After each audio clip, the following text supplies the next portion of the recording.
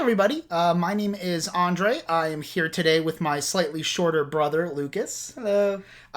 So today we are starting, I'll probably just put it episode 1, I guess. Right, yeah. So this is the first... The blueprint here. Yeah, so we don't really have a name for this yet. I think the Media Bois is probably... okay, I thought of that name.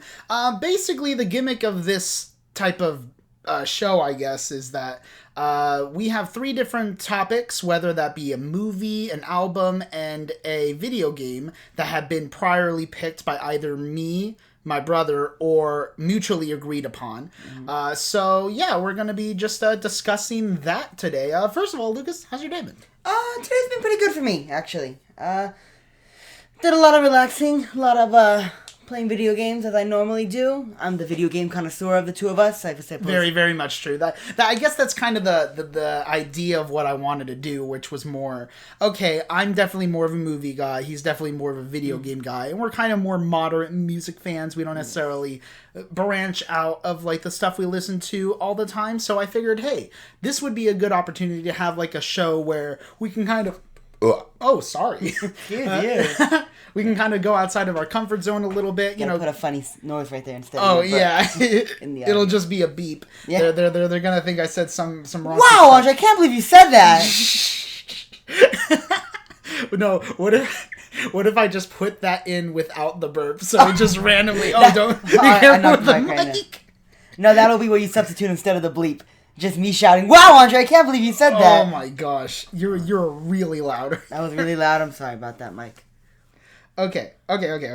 So, before we actually start with our items today, I found an article that I thought was very curious, and I'm curious what you think. So this is from the New York Post. Okay.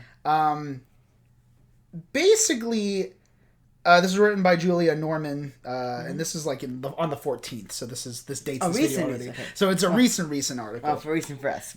Yeah. So apparently there's a newfound theory, a dark movie theory on Finding Nemo. What have they done to Finding Nemo? So here's the thing. So this was started on the Just the Nobodies podcast, which apparently they kind of had this idea that Marlin is actually imagining Nemo the entire time, and that all of his children died, including his wife, during the intro. Oh, spoilers for Finding Nemo! Finding Nemo spoilers. In case you haven't seen it. So yeah, basically the theory goes that he's just been imagining, and this whole adventure that he's going on is just a way to cope with the fact that he lost his son. Okay, I mean... So, and there is... Is it all symbolic then? All the scenes with just Nemo then? In the dentist's office? Well, here's the thing. That's why I wanted to bring it up, because I think this entire thing is pretty horseshit. like you don't give it any credit, No, well, the thing is that it works if you ignore half of the movie, basically. Just the Marlin half. Of the right. movie. Well, here's the thing, because apparently on the podcast they talked about the word Nemo in Latin means no one. So you could take that as, hey, it's no one because Nemo doesn't exist, right? Finding Although it's mentioned later in the article that you could easily have just made it to where, oh, no one, just meaning he's not in it that much compared, you know? It's like, who are they finding? I haven't even seen this Nemo guy for half the film already. Right. And they mention that... what was this quote? Okay, so here's a quote from the article from the podcast. So I'm quoting the quote. This is why this article wasn't like... It's just a transcript of the podcast? No, I know. It's pretty much a fluff piece, pretty much. I don't think they had anything that day. So they're like, hey, what's this random podcast think about Nemo? So basically, the quote is like, that's why Dory is such a good friend from Marlin. Because she has short-term memory loss and can't remember that Nemo's not real. That's how they justify Dory sticking around. Well, but here's the thing, though. Like, I don't know. I think there's a lot of... Okay. There's a lot of holes, of course. Well, yeah, and there are some things that could imply more darker things, because, like, somebody brings up, I guess it got popular on TikTok, because there was a clip that, like, went on TikTok, apparently it got, like, almost 20 million hits or something. But basically, like, one of the comments on it talked about how clownfish can and will kill their own. So the part of the theory that maybe he actually killed his son and mom, and that it's like there was no shark. Yeah. The shark was him. Which I don't know about that. Yeah. Nemo just killed all his children, and regretted it. So then, he goes on this like journey of finding himself. Yeah, I guess so. The entire movie is Marlin finding himself, which again is part of the movie, but like, you're going to have to ignore all the things in the dentist office. You have to ignore every character that's actually interacted with Nemo, had an emotional attachment to Nemo.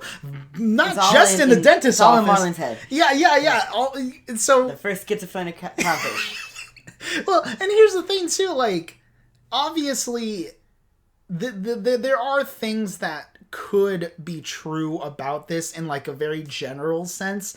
But it's clear that, like, that was not at all the intention. Nor do I think that this really holds any weight, you know? But I don't know. I just found the article. I thought it'd be very fun to discuss. It is pretty humorous. I do enjoy the idea of it. The idea that, like, it's just all in his head. Because, like, I mean, the only thing that... I mean, I guess if they wanted to do, like, a story about, like, grief, I guess, like, they could have done that, but... Well, yeah, part of it is about his grief, because he never, like, got over the loss of his wife and his other kids, you know? Mm-hmm. So that's why he's so protective of Nemo, you know? Yeah, very much so. Okay, yeah, that was just a quick little article thing. If there's any, like, stuff that I feel worth talking about, we'll talk about it at, like, the beginning of this show. If you haven't seen Finding Nemo, go watch it. Yeah, fantastic. My top 10 all-time for me. Anyways... Let's move on. So, for this first episode, and also the second, spoilers, Lucas was in charge of picking a video game for us to play. Mm-hmm. So, Lucas, why don't you talk a little bit about what you picked? Perfect. So, to give you an idea of my headspace here, since this is our first episode here, I was thinking of starting off with the kind of memorable movies. What am I doing?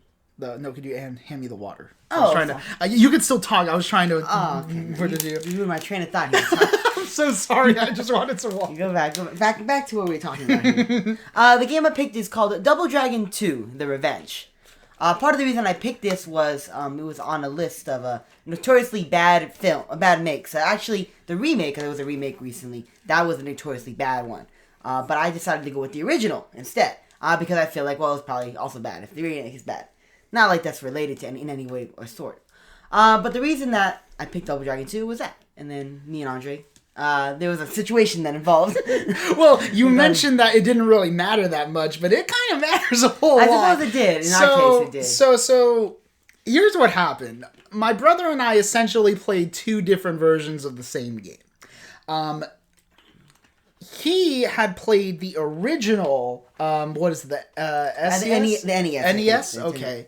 And I had played the 90s remake. Was it for the PC and then the PC? For PC. So, let me start off by saying that these are probably two completely different experiences. So, we're off to a great start of the show. Very compatible already. So, I'll start with how I view video games, because as mentioned before, I'm not really a gamer. Even games I really love, I'm not good at. I'm typically not really good at playing video games. So looking this up, I thought, okay, people seem to be beating this game in like 30, maybe 35 minutes. I'm like, okay, I could probably do that. I couldn't. I was playing the game for about 2.5 hours, and most of that was spent on the final level, admittedly. Yeah, and there are quite a bit of things that bothered me about the game. Now, granted, some of that could just be due to my incompetence in playing the game, but one of the criticisms I want to bring up, like, right away is that there is a kicking animation that is used as an attack, but more often than not does not actually hit in the direction the enemies are at. There's constant moments where I was kicking, but it was going the opposite direction of where the enemies were. So in an attempt to get there, I would try to like get on that side, but if I got on that side, the enemies, some of these enemies are very vicious. Now, most of them aren't necessarily like that difficult to deal with, but what becomes difficult is when they kind of bombard you with attacks. There is this giant bodyguard-esque dude who, towards the end of the game, you got a couple of those similar looking guys, and they have a slap attack that is like just deadly. And like every time you try to get up, they're just smacking you. they almost don't really give you a chance. And granted, obviously, if I'm playing and I'm doing that to the characters, it doesn't matter, right? But my thing about that too is that sometimes the health levels would actually be inconsistent with itself as well. So there would be times where they would slap me and I would only take away 1. There would be times where they'd slap me to take away 3. And I have no idea what the difference between the two is. I don't know how to block. There is no blocking button, by the way. So you either just have to back up and try to get out of the way, or you just got to take it. So, yeah, I mean, my experience with the game was very mixed. There are things I do like, but before I get to that, I want Lucas to talk a little bit about what his version was right. like. And just to start off here on the genre of this game, it's just a classic 90s beat-em-up game, you know? Okay. Oh, yeah, we didn't bring up what the game was. Yeah. I did, for future reference, we should talk about a little bit of that background prior to that. I was going to drop the plot, too, as well, you know? Yeah, gotcha. There's a semblance of a plot. I suppose it's like a big crime city, and you play... It's technically supposed to be a co-op game, so you and some guy and his brother... And then the guy's girlfriend gets killed by this big mobster guy. So he's going to kind of get revenge. And also, you know, save the city of crime. Basic stuff. So the version I played was a lot simpler in its mechanics. I took a quick peek at the 90s version that Andre had played, and it was definitely more updated than what I was. Because what it was, the game was, essentially, it did look a lot like, you know, like a Mario game or something that came out in the 80s. It came out in 89 or 88, I think. So the mechanics were very simple, you know, the attacks, and there was one attack to attack left or attack right, and you jumped up and down. And there are a few special moves and combos when you start to time it right. Towards the end of the game, I got the timing down right. And it's pretty easy to cheese pretty much most of the enemies in that game. Like, if you just know what you're doing, just because you can kind of constantly, like stun lock them into combo hits, you know? Like, you fall down and you do a jumping attack. Or there was this one I liked, it was like an uppercut, and then you can do like a high knee. So you can pretty much hit them in the air and then hit them across, and then kind of walk them across the stage. Some of the enemies are quick enough to dodge you, but most of them you can get through like that. Another thing I liked about the game was definitely there was a lot of combat, but there was more stuff than I thought there'd be. Like, there was a puzzling segment. It's more like a platforming segment, and it kind of got on my nerves at first, just because I kept missing like the particular jumps. But I did appreciate that they introduced something other than just like, oh, beat this guy up to get to the next stage. Like, you had to actually kind of climb up a little bit to get to the door. Of course, yeah. I mean, with that kind of missing the mark, it's a different situation for me because the stages were very easy to fall off of, at least when the version I was playing. So a lot of my deaths weren't even necessarily enemy based. It was just me kind of fucking up and just falling off of the things. But yeah, no. Like, you sound like you have a lot of cool moves that you used on the enemies, and occasionally I was able to use like combo moves. Sometimes I could jump and get in the air and stuff like that. And you know, constantly after you die on the little menu section, they're talking about, hey, if you jump and do this attack, you'll do like a combo type attack. The problem is that enemies would never let you jump. Like, jumping was pretty like hard to actually do, and even when you were in the air, like I was having trouble figuring out like kind of the order of which to like press the buttons and stuff. And of course, like, what, you played yours on like your Switch, right? Yeah, I played mine on my Switch. Okay, like. Yeah, and then so like I was on PC, so obviously the configurations of the keys and stuff are going to be different. But yeah, I did like the design of the game. At least the version I played, it felt very crisp. It did feel like a more modern like update on it, which was different from what I was expecting. Because from what you had described, it was that older version and stuff. So I kind of started playing this. I'm like, you know, this this looks really good for like a game that came out in the 80s, you know? So I like the design of a lot of the levels. They looked pretty good. But the thing is like, with the version that I played, it was definitely a more abbreviated version from what like you had discussed, you know, because I only had like 4 levels total, and what you said that there were like 8 or 9. And yeah, in the version I had played, there's 3 difficulties. And each difficulty, and the first difficulty you can only play up to a certain amount of levels, and then the next difficulty you can play most of the game, which is what I played on. There's 9 in total, and I got to number 8. You have to play on the hardest difficulty to get the true ending by unlocking the last level and defeating the final boss. Now, let me ask you this. I had mine on easy. Do you think that if I went hard, I would get those extra levels, or do you think that they abbreviate? Because, like... we can look this up, but I'm pretty sure they did abbreviate that in that sense, you know? Because Andrew was describing the plot points. They essentially mixed with 2 or 3 missions together into just one mission. Okay. You know, to make it a little more seamless. Probably because they had the storage to be able to do that, you know? True. Sure that, you know, instead of those constant loading screens. But mine do had cutscenes. Well, I use the term cutscenes loosely, of course. And a still picture with some text. But I had one of those after every turn, you know? Yeah, so there was I had 0 of those. Yeah, I no just update kept on going. the characters? Literally, okay, so obviously, I guess slight spoilers for this, obviously, but like, basically it just starts off with like this girl just getting shot and killed. And then I'm like, oh, okay, I guess I gotta fight these people. So, I've never played the first one, so I figured, oh, okay, so this is probably who I was supposed to rescue, and I guess that sucks. Because the whole first game to rescue them, and then they just die. Exactly. I mean, like, look, like, sometimes that could work if it's, like, a different, like, tone and stuff, but, like, I don't know. I felt it very, like, oh, okay, that's kind of sudden. Yeah, my other gripe with the game is not necessarily in terms of, like, the controls and stuff, but it would probably be the final boss, because I'm not sure how they explain this in your version, but, like, the final boss I got was almost like a dark spirit version of yourself. Sure, yeah. Like, and I had no idea what was going on. Like, literally, you beat all the enemies, and you get the triumphant music, but then it goes, like, tense. And then your other self just rises from the ground, and you have to fight him. And I'm like, wait, hold up. What's going on here? Like, and listen, it was definitely cool, like, in a sense of, like, visually. I like kind of the design of the character. But one of the issues I had was that they have this, like, disappearing and then reappearing attack that you can only dodge if you jump. The problem is that it's very inconsistent how long it takes for him to return. Sometimes he'll return in 1 second, sometimes it'll be 2, sometimes 3, and even sometimes 4.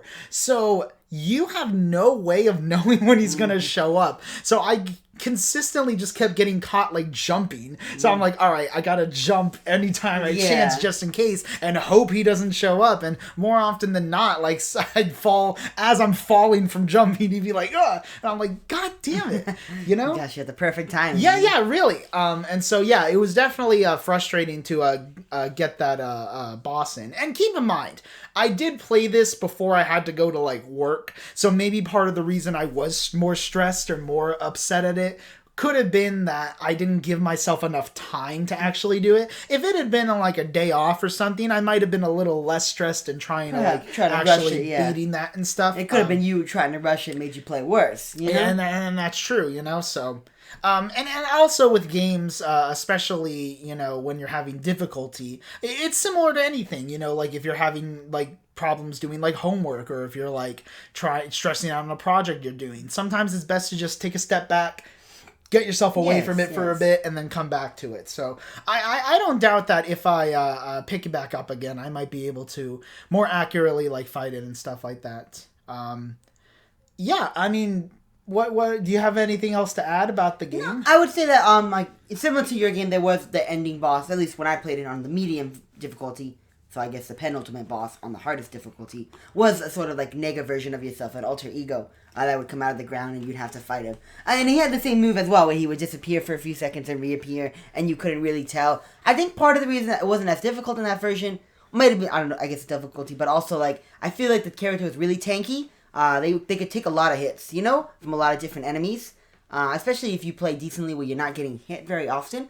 Like, at that point in the level, I still had full health, you know? So he could hit me maybe 2 or 3 times, and then I'd lose a pip.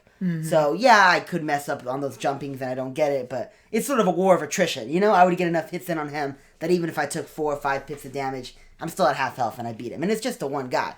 So, in that sense, I think maybe on a harder difficulty, you'd have to play a little bit smarter, but it wasn't really as much of an inconvenience in the original Double Dragon 2, as Andre's making it sound. Oh, no. Like, and keep in mind, everything I say is with the caveat that I'm just not good at video games. Yeah. So, if it seems like I'm having, like, issues, and granted, I do think there's some legit criticisms with, like, some of the enemies being a little bit overpowered. Also, one enemy type, so you'd have 2 of the same enemies, right? They're like, kind of like this giant sumo type people. Okay. You would hit one once, and it would die permanently.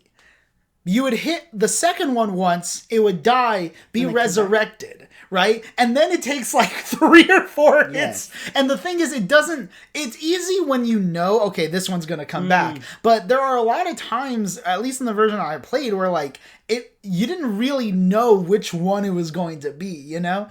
So, yeah, that definitely made it a little more difficult as far as like, actually like beating the enemies go. But listen, I know it seems like I'm harping on this game, but honestly, like I didn't think it was that bad. You know, I thought it was a pretty fun, like, you know, beat 'em up and stuff. I like the introduction of like weapons. Some people will drop weapons so you can like stab people or just throw things at people. Throwing them across. And you know, there's some I never really got that puzzle section that you were referring to, or like that platform thing. I mean, there were a couple like steps I needed to take, I guess. So there were platform elements, but when you said like puzzle stuff, I was like, I don't know if like he means puzzle. I guess I wouldn't really call it even a puzzle. It was more just a set of platforms that disappear and you have to jump on them. So, you know, you first go into the room and you're like, oh, what do I even do? All the platforms are disappearing. But after about, 10, 15 seconds, you realize they're disappearing in a certain order and you have to kind of follow them. But you have to jump where they're not going to be, you know? Right. So it's more like a platforming puzzle, but not necessarily a puzzle. Exactly. Okay. Okay, is there anything else? No, I would like to add to when you were mentioning the 2 large characters in the game. There was 2 like that as well in the original, but they had distinctive styles. There was like a big brawler guy, he looked like the kind of guy where you have like the 6-pack and they have high-waisted pants, and so you can just see the top half of their abs and then their chest, and then he had long hair, so he kind of looked like I'm struggling on the actor's name that you could think of it. Maybe Mel Gibson, I guess. Mel Gibson. Like a little Mel Gibson. And then those guys would be the ones that you had to beat up a lot. But then there'd be another type that are big and they have like armor. They look like a biker guy, but like the fat biker guys with the helmets on them. It wasn't with the spiky helmets, but it just looked like those kind of archetypes. And that would be the type where it was a reverse of yours. You'd have to beat him up a lot of punches and then he would die, but then gets resurrected. But then he'd only take 2 or 3 more hits and then die permanently. Okay, see, here's the thing. That makes more sense to me. Where, like, okay, you think you've beaten him, and then, you come back and you get another couple. But, like, in the other version, it's like, oh, you think you beat him after 1, but then, like, he just keeps coming back, and you're like, I don't know. So, I mean, again, that style, I think, could work in, like, a different context, I think. I just didn't, like, find it all that like effective in this one, Understandably so. Well, I think I've spoken my piece about Double Dragon 2. Yeah. I would say like if you're interested in like a beat 'em up that like is pretty simple and like has like some fun like weapon elements and some platforming stuff, then I would probably go with his version rather than mine. As it stands, I'd probably give mine like a decent 6. If I played it again less stressed, I guess I might bump that up. But I didn't necessarily think it was as bad as maybe like I expected it to be. There were certainly some like stuff that I wasn't too high on and stuff. What would you give your game out of 10? What's an interesting question, because it's hard for me. Like I would say, like as a realistic answer, I wouldn't recommend this to anybody to play now. Oh wow. Because it's not just like, I'm sure there's plenty of other better beat 'em ups, especially 90s beat 'em ups. Okay, 80s beat 'em ups. fair. So like in that sense, I would rate it like a 2 or maybe even a 3 compared to modern day games, compared to all the options you have. A 2 or 3? Like a 2. We'll go 2. We'll go with a 2. Like a 2 out of 10. A 2 out of 10? It's just not like a game you recommend. It's an hour of my time, really, and it's not like I don't think it has much value. Maybe a 3. We'll go with a 3. Okay. Because it did have some value as far as the fighting mechanics. But I would just say it's not innovative enough compared to everything else you could have played. Now, if you're asking me, like, in the beat 'em up genre, or perhaps maybe limited to like 80s styles beat 'em ups or a remake of 80s styles, then I would definitely say it's the contender. It holds its way on, and I would say it's like a 7.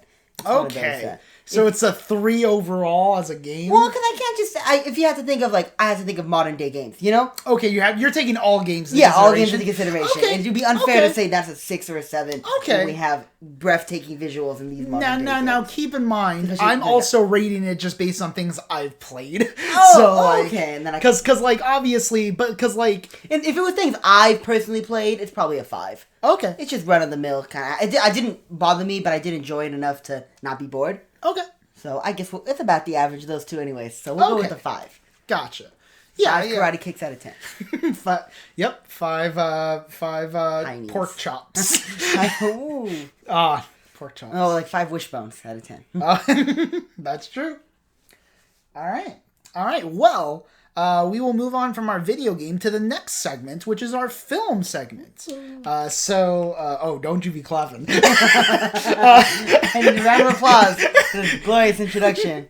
So, I was in charge of picking our movie. Now, because it was our first episode, I kind of wanted to be a little bit funny, a little bit memey, but also, like, kind of shitposty. I didn't necessarily go in wanting to wreck a good movie in the first one. So I thought, okay, what could I wreck? And there's a movie that has been infamous in our household for years, prior to his viewing of it. So I decided to wreck the 2016 animated film Norm of the North, starring Rob Schneider as Norm. He is a polar bear who essentially... They called him a normie once in the film. Did they? They did. The girl lady, his assistant, you know, the assistant girl? Yeah, what are you talking about? The real estate guy. No. Girl. Like I remember the character. I'm trying to remember when she said it. She was introducing him as Norm. I think it was the first time, and she called him Normie. This is Normie. And I got a real chuckle out of me. Oh my god! Out of context for everything. Oh my gosh! I cannot believe I didn't notice that. I should have called it out when I saw it, but yeah, maybe. But look, let's discuss Norm of the North here, because this has been a movie that I saw when it first came out in like 2016, and this is quite possibly one of the worst animated films ever made. I would say personally, of the ones I've seen, it's probably top 5. It's not quite like Food Fight. Oh yeah, bad, I was thinking Food Fight. Right? But like the animation, just to start off with, is just terrible. It's like you're watching like maybe like a 2000 like television show for kids. It does. It reminds me of like Barnyard, maybe. Yeah, but a little worse than that. Yeah, because like at least with Barnyard, like maybe the animals. Yeah, the animals in Barnyard at least looked more like realistic. Like when you look at these caricatures. When you look at some of these polar bears, like there's fur even just like looks so awkward sometimes, you know? It's all like it's like an MS Paint effect, you know? Like everything's layered on top of each other. It's not like one unit, you know? Right. It's like we have an outline and maybe we'll put something on top of that, like little hairs and stuff. Yeah. And it doesn't all when they move, they don't move. They move as one, of course, but it's very awkward to watch because you know it's not animated well or drawn well or however they made this. Yeah. Human sacrifice. Human sacrifice. Look, here's the thing. There's so much in this movie that's just wrong. Like even beyond even beyond its animation, like it doesn't seem like anyone gave a shit in this movie. Like you listen to like the voice acting and it's like, yeah, like there are a couple of characters that I think were at least trying, like Socrates the seagull, who is like this therapist in like the Arctic. The wise character. Character, yeah. Like I mean, he's voiced by like Bill Nighy, I think, or I think that's his name. He's like decently well established actor, and you know, like he tried. You know, I think Rob Schneider kind of tried. You know, but like At times he just talks so much. You know, yeah, his character Norm is the most annoying person. Like not person, but yeah. And look, I will say of all the bad things about the movie, right? Like the stupid like musical numbers, animation, like multiple. Oh my god, yeah. There's this like dance what they dubbed the Arctic Shake. Oh, yeah. That like they try to like jam down your throat. Like there's like 4 instances where the movie just stops. They really thought it would catch on. You know, they really did. And my big thing about the movie is like the whole premise of it doesn't even need to exist for the like. Okay, let me just explain this. Basically, Norm is of the North. as if that wasn't clear. Respect on his name. I'm kidding. Some respect. So basically, it's worthless. He finds out that humans are planning to create homes, like actual luxury homes in the Arctic. And in an I'm sorry. As I explained that, my brother's just like shaking his head. Because it's like first, like the entire premise of this movie, like the reason I think they talk so much and it moves so fast is like it's a distraction method to like keep you from even thinking about what's happening. Because no one in their right mind would A, buy homes in the Arctic, and B, sell homes in the Arctic.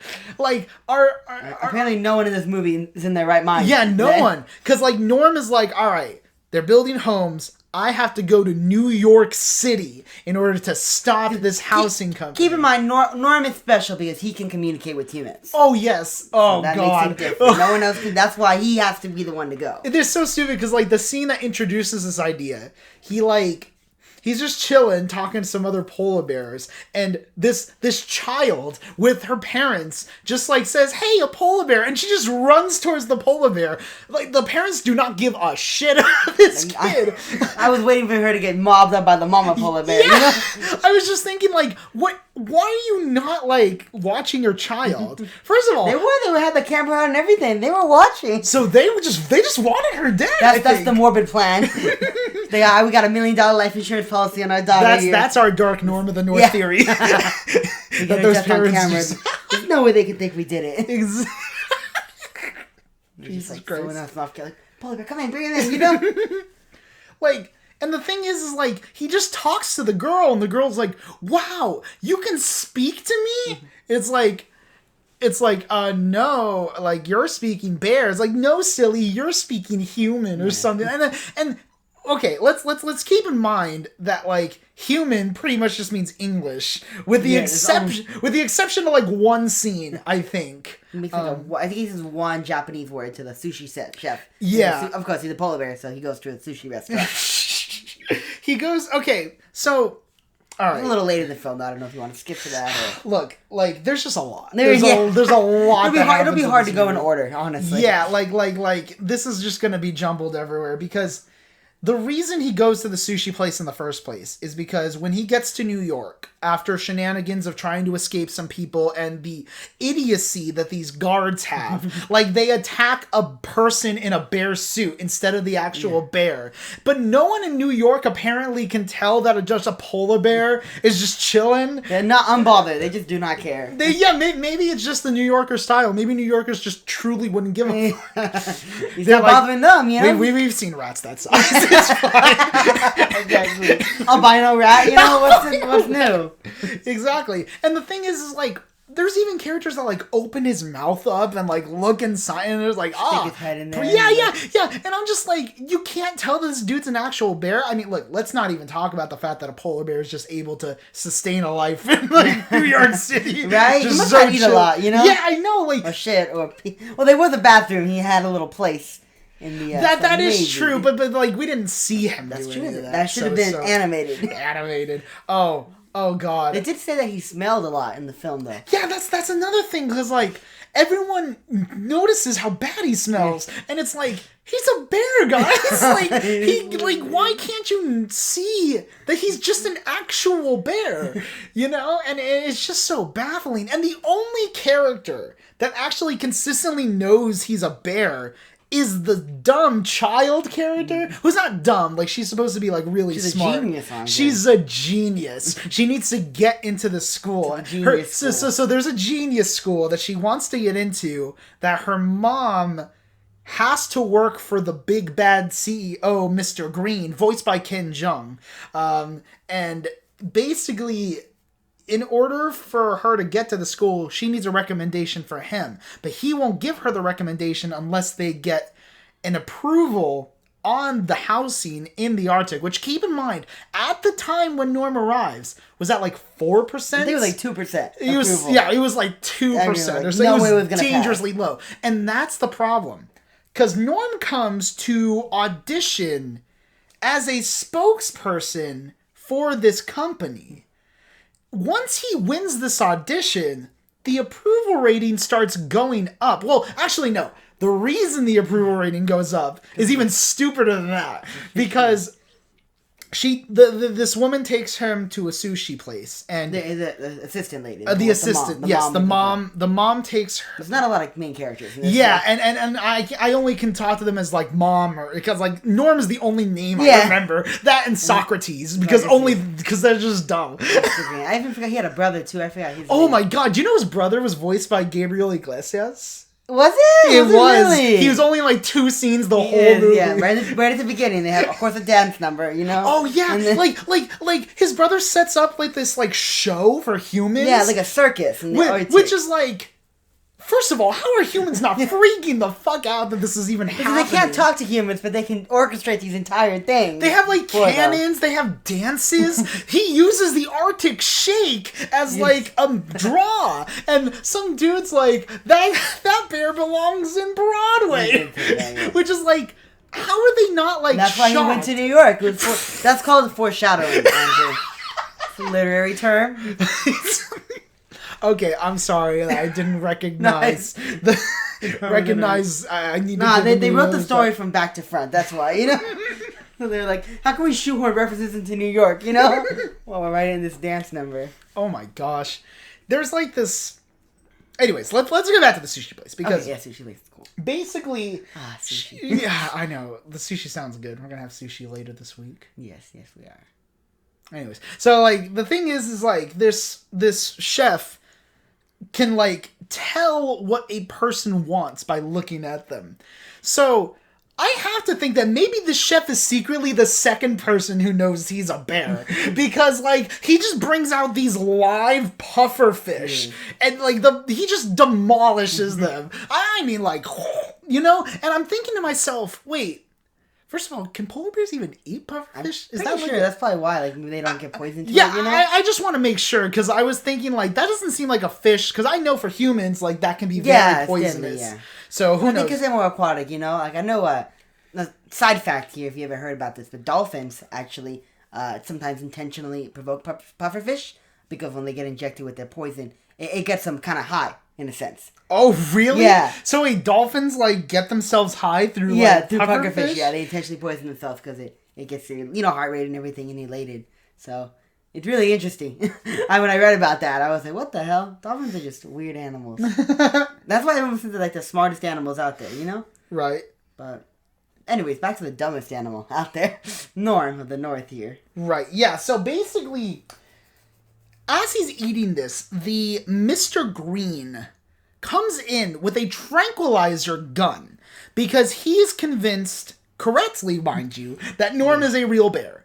Because like the scene before, he's like, oh man, that smell is so bad. I haven't had a smell like that since. And then here's the thing. The reason he knows it's a bear. But then forgets for some reason. He gets convinced by everybody else that he's not a bear until he realizes, wait, he was totally just a bear. They basically gaslit him, but he is the antagonist, so it's okay. Yeah. So he comes in guns a-blazing, about to shoot this bear. He shoots like a puffer fish, and then the like Norm like kind of like has like a thing with him, and he ends up shooting himself in the butt.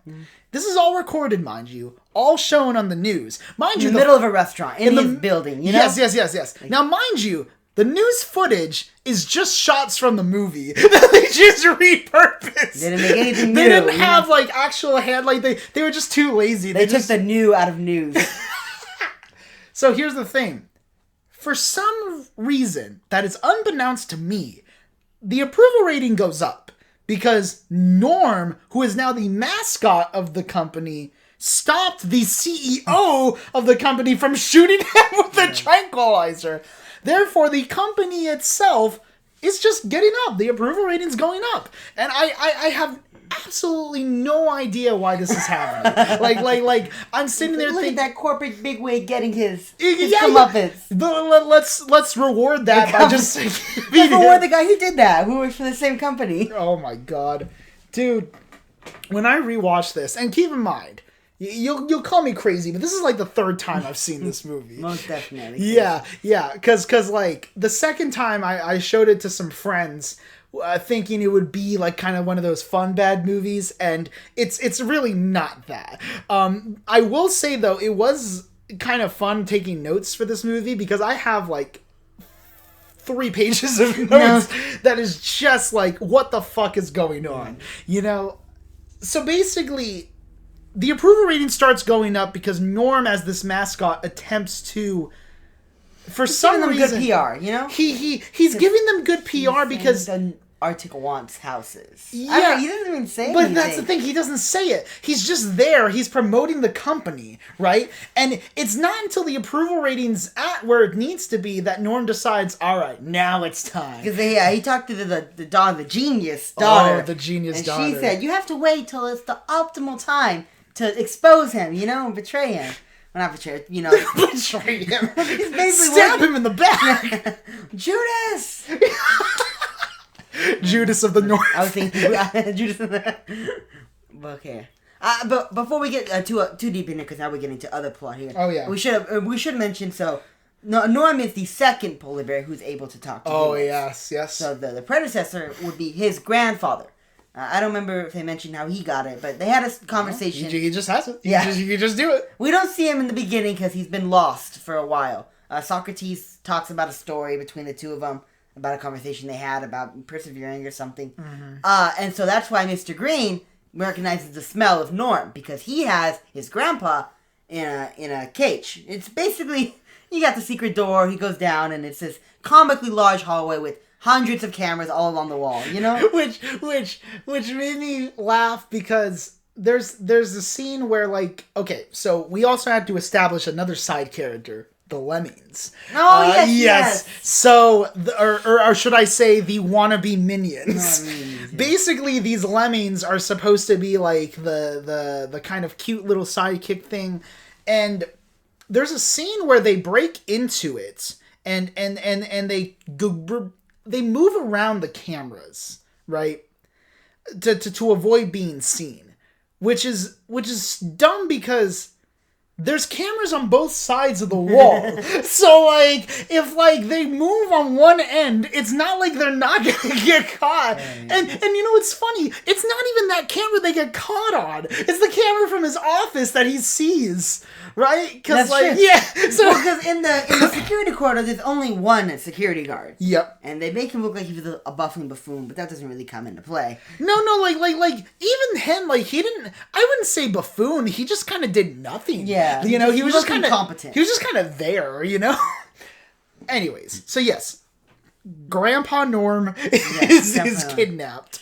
And has been held captive, and everyone back at the Arctic thinks that he like abandoned them and stuff like that, you know. So there's a bunch of whole theories going on, and I don't know. That whole shit was stupid too because Norm literally tried to tell them, hey, they're trying to build some houses out here, and then his dad's like, They just didn't believe it. They just did not believe it, you know. They didn't even bother to look. Can't even verify. They can't even do him the courtesy of verifying what he said. Very, very much true. Yeah, and here it's it's also stupid because the whole reason that he wanted a bear mascot to begin with is because the woman, his assistant, basically made like a video of ice cracking beneath her feet, a polar bear chasing and roaring at her, and her saying, "Hey, look how great it is! Look at me!" Trying to make it look like people should want that, you know? Like, I'm fun and adventurous. I'm hanging with the polar bears. And that's like a Tinder bio. That's really what she did it for. That was for Tinder. Yeah, they didn't even mention like why. Like, she has, like, no husband, I guess. Like, that wasn't even brought up. Maybe he died of polar bears. That should have been why. That should have... You know, that might have been a little funny. That could have given her a little more character, kind of. Yeah, and here's They don't even mention the father at yeah, all. Like, yeah, to the point where, like... Her daughter doesn't even look like it has any other genes but her. Like, you know, like literally, her daughter just looks like a younger version of her. So I'm wondering, like, did you just clone her? Like, she's secretly a reptile. Yeah, you know? That's why she doesn't say anything about Norm being a bear. Yeah, she knows he's a bear, but she's like trying to keep it. I've got to be a good side, you know. I don't want you looking at me the wrong way. Right. Okay. So.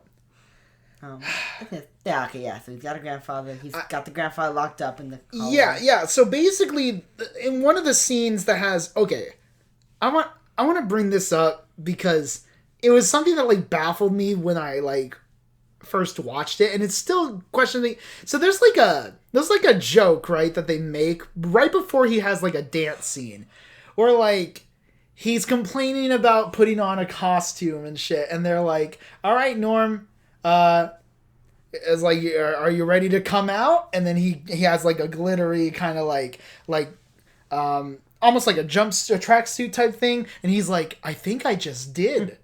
Yeah. And my thing was like, it's exactly what you think it is. Well, it's exactly what you think it is, but I'm like, was there anything inherently about the costume that like was gay? The glitter, I guess. I don't know. It looked like Michael Jackson. Yeah. That's the thing. Like, I was just kind of confused. Like, okay, are they implying that like that's not even gay? Yeah. It's really not gay. That's why I was like, why is this being made as a comment? They wanted to make that joke, but they had to be really tame about it. He couldn't be flamboyant. But here's the thing.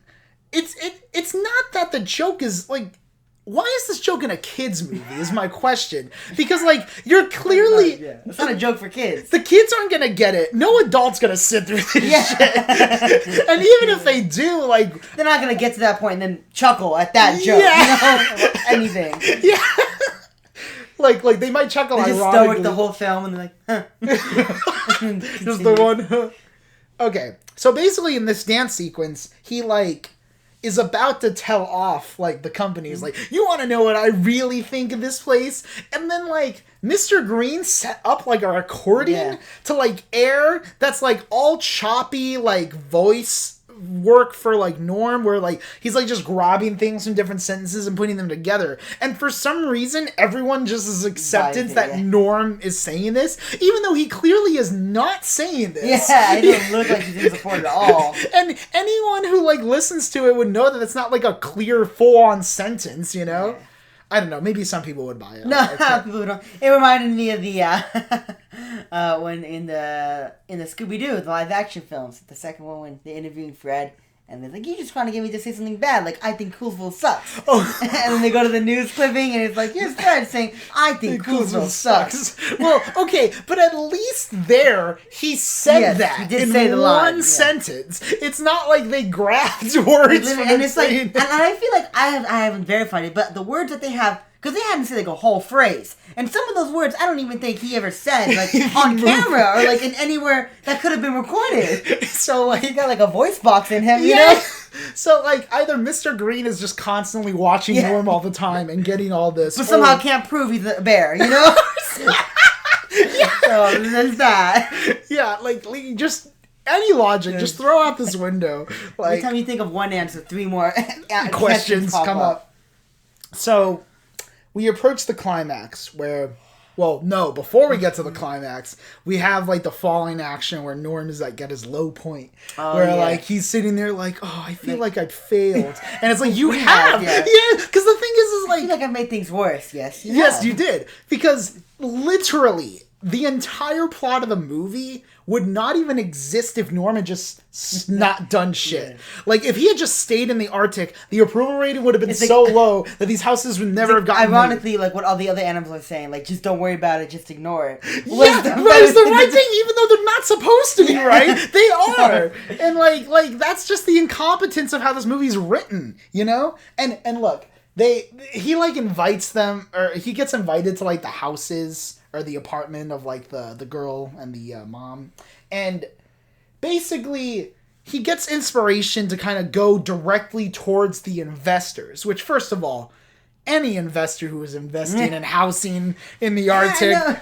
That's what rich people do with their money. Well, but that's the thing. Like, when you look at this group of investors that they have, it doesn't seem like they're, like, hugely wealthy people. Like, he's like, look at these group of investors, and they all look like fairly young and inexperienced investors, which, granted, maybe that's how they got roped into this to begin with. But I'm sitting here thinking, like, okay, like, what concept or pitch would you have had to hear in order for you to be like, hey, this is a good idea, you know?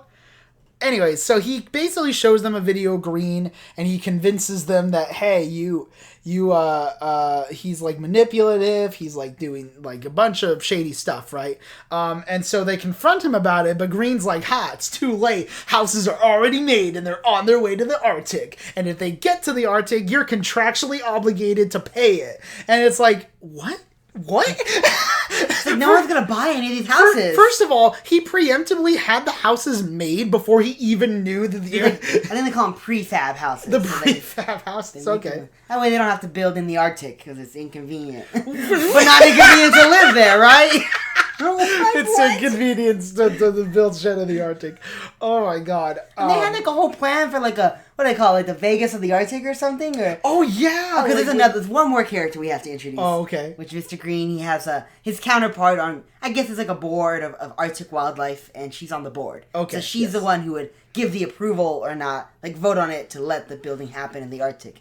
And that's why they need like a high enough approval rating so that something that doesn't happen. And of course, he's secretly helping her, I guess, build a hotel in the Bahamas or something. Mm-hmm. So that's like the bribe he has over her. Yeah, so yeah, that's a thing. Yeah. So it's like they have a plan to build like a giant like mega city there, you know, with like casinos and hotels and stuff, and like they had a picture of it, right? You know? I think so, yeah. And so I just wonder like how that was all gonna like, because I remember she made an Arctic. She made she's like, what's 1 mile? It's like this 50,000 more or something. When she's talking about the length of ice on there. You know, what's 1 mile of ice? Right. But anyways, it just didn't make any sense that they thought that, like, without any plans, that could totally work. Like, there could be no hurdles to overcome to get a giant city in the Arctic. Oh my gosh. And here's the thing, too. And here's the point of the movie where everything comes to a head, right? Where Norm has to track down his grandfather, while also trying to stop the houses. He rescues his grandfather first, and they attempt to go to the houses and, just do the typical stopping of the conflict. Well, that was hard for me to get out for a second. Here's the thing. Mr. Green has a plan that is literally called Kill That Bear. It is Operation Kill That Bear.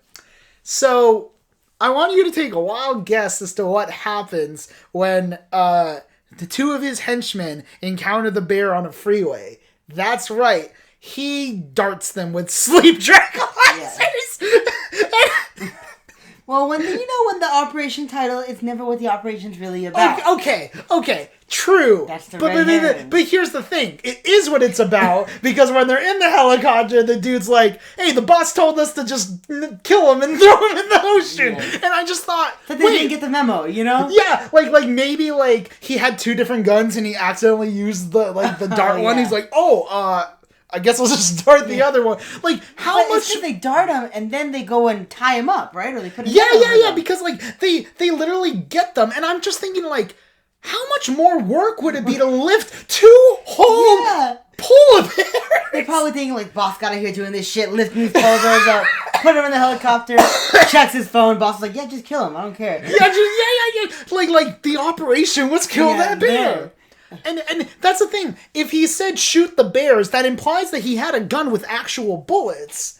So like somewhere on board. Why would he have even let them? He could have just killed both of them on that freeway. So anyways, they escape by convincing them that they're people. They end up falling out of the helicopter and going to the ocean. This movie has, I think, 3 different false death scenes. Like, literally. So the first one is his grandfather, because he doesn't know, like, where he's at. He's the only one that comes up and stuff, but he, like, rescues him, I think, right? Where, like, he's tied up underneath. Oh, he has to swim underwater? Yeah. Yeah. So that's where you thought, oh, okay. Oh my gosh, he's kind of dead. But no, it wasn't. So they end up on the boat. They're just sitting there. The houses are behind them. And we get this moment where, like, his grandpa and him are just talking, and he's like, yeah, I don't know, Grandpa. I don't know how I am. And his grandpa's like, you know what? You're going to be a great king. And I'm like, no! Why are you telling him this? Literally, he has made every wrong decision the entire movie. He does not have the best interest of the Arctic in his mind. He does not, no. And what's worse, too, is, like, he's like, you know, by saving one home, I think I'm destroying another. I hope that home's okay. They get like a flashback back to the family for a second. He's worried about them. He's worried about losing her job, you know? Yeah, she's going to lose her job because of this. And because all that, the controversy and her boss getting arrested and all that when the event. Okay, yeah, but like, she eventually is just like, you know what? I'm just going to quit. You know, so she just quits. And I'm like, okay, cool. Yeah, cool, whatever. They make it out to be this big conflict, this like a problem, and it's not. You know, we're just getting over it already. So basically, they hit a storm, which Mr. Green knew about, but he was like, I don't care, they're predicting a storm. Send them to the Arctic! He wanted himself to fail, Which, again, would he even have the jurisdiction to allow that? Like, I think that's above his pay grade. Like, I mean, they could have said no, but I guess maybe they're just like, oh, well, the boss is the boss. Boss is the boss, you know? So, basically, monster, a giant tsunami, basically, destroys the boat. We get Norm falling down. We get the lemmings playing violins and doing that whole Titanic thing. And Norm, like, he gets hit with like what was that? Like it was like a pipe? Not necessarily a pipe. It was more of a. It was weird because the way he was coming down, it was like he could have swam around. He really could. He landed on the floor and he basically just looked at it falling on him, and it fell on him, and it was just so funny, just the way he was like. And I was thinking to myself, man, you know, if they just killed him right here, I would assume the whole movie had just been a troll, and I would have given it like a 10. Yeah, because like then I would have thought, oh, the whole thing was just meant to be dumb, right? But the thing is like they have this whole like, oh, he has a montage in his head about the greatest hits moments. Like as he's dying, he's drowning under the bottom of the ocean here. And so eventually he just randomly gets strength to just push it. All the best memories of his life happened within the last 2 weeks, you know? So he's like, I can't die now. She's just starting to get good. My life's been shit before this. Yeah, like, no way I'm going out this way. Oh my gosh. So anyways, he wakes up on the Arctic, right? Like, and everyone was like, oh my gosh, are you okay? And apparently, the lemmings can communicate with people, because with humans? No, with other animals, I guess, because like animals they all can talk with each other. Okay, because it's kind of weird because like the lemmings are actively the only characters of animals that don't have like voice actors, or they do, but like they don't say dialogue. Words. Yes, they don't have so like I just found it weird when they're like the lemmings told us everything, and I was like, oh. Okay. Well, because they can understand the lemmings. Like, the lemmings they're kind of like when they talk, but they just like make noise. Yeah, they're pretty much like minions. Yes, so then the characters understand that. And so, yeah, they find him and they say, oh, we couldn't find Grandpa, so it's over. It's like, oh, okay. But then all of a sudden, they crown Norm the king even though his father's still alive, which is like the most confusing shit I've ever seen. You know, he advocated the throne, maybe. Maybe he was just holding it until his son was ready. Yeah, know? Maybe he's like, you know what? I think you're ready now to take it. You know, my father gave it to me when I was ready. You know, something like that. And then all of a sudden, the grandpa comes in, is like, hey, I'm making my big entrance. He was like, I just like to tease you guys a little bit, you know? I was alive, just eating some fish around the corner. You're like, you thought I was dead, fuckers. So, yeah. That's pretty much it. Well, no, that's not it. There's a couple things we need to mention. There is a a flashback back to the New York. I guess the girl made it to her school without the green recommendation. The green dude, like, he's done, right? They pushed him down a sewer, and like he's hanging by his little ponytail. And then we get a shot of like the stars, and the girl was like, oh, I'm sure that he has his whole family over there. And then we cut to Norm and his girlfriend with 3 kids, who, mind you, there was a girlfriend polar bear. She's not a character in this film. Yeah, we didn't even mention her because she doesn't do shit. She's like there just to remind Norm that, hey, you have this waiting for you. You're still into me, right? You give me the love eyes, and he's like, yeah, I'll come back for you, you know? And I guess he did. He had 3 kids with her. And you get the shot of them going up to the stars. It zooms in on a star. It goes blank, and you're like, okay, maybe it's over. And then, nope! It has to come back with one last dance sequence. And I was waiting for that to happen. I was like, don't let these credits roll. Let me see something else. There's one more scene coming up here. Oh my gosh. Yeah, and the shuffle, and of course, one more time, trying to force you with that Arctic shuffle. Oh, the Arctic shake, actually. Oh, the shake, yes. Yeah, and the song they used for it is so bad. I will say, the only things that were okay in the movie were 2 songs that weren't theirs. They had the Geronimo song, and then they had Shut Up and Dance, which I do like both of those songs. So when they came on, I'm like, all right, this is a nice little break from like the Arctic shake. Yeah, no more Arctic and shake. No more Arctic shake. Yeah. I think we've kind of run the course in terms of what we can talk about. Yeah, I think I just want to... I'm surprised you didn't mention it. Towards the beginning, there was a scene, the first introduction to Norm and the Lemmings when they're filming the commercial originally. Oh my god! We totally skipped over it. Yeah. Well, we skipped over a lot of stuff because this movie is just a gold mine of garbage. But I think that one was interesting. I thought the cinephile in you didn't. That's true. Well, the thing is like a French auteur director. Oh my god, it was so dumb because like he's like, I deserve an Oscar, and I'm like, is this dude an idiot? For a commercial. And I know they acknowledge it. Like a 30-second spot, not even like a big commercial probably. Yeah, and it should be mentioned that like during this time, like they basically what was it? I might cut this part out because I'm drawing a blank right now. I'm drawing a blank. Hold up. Yeah, so like when they stop the shoot, they're like cutting off the electricity of the lights itself, right? I don't know what these lights were set up to. Did they have like a generator that they acknowledged at all? Like I have no point actually. I have no idea how they.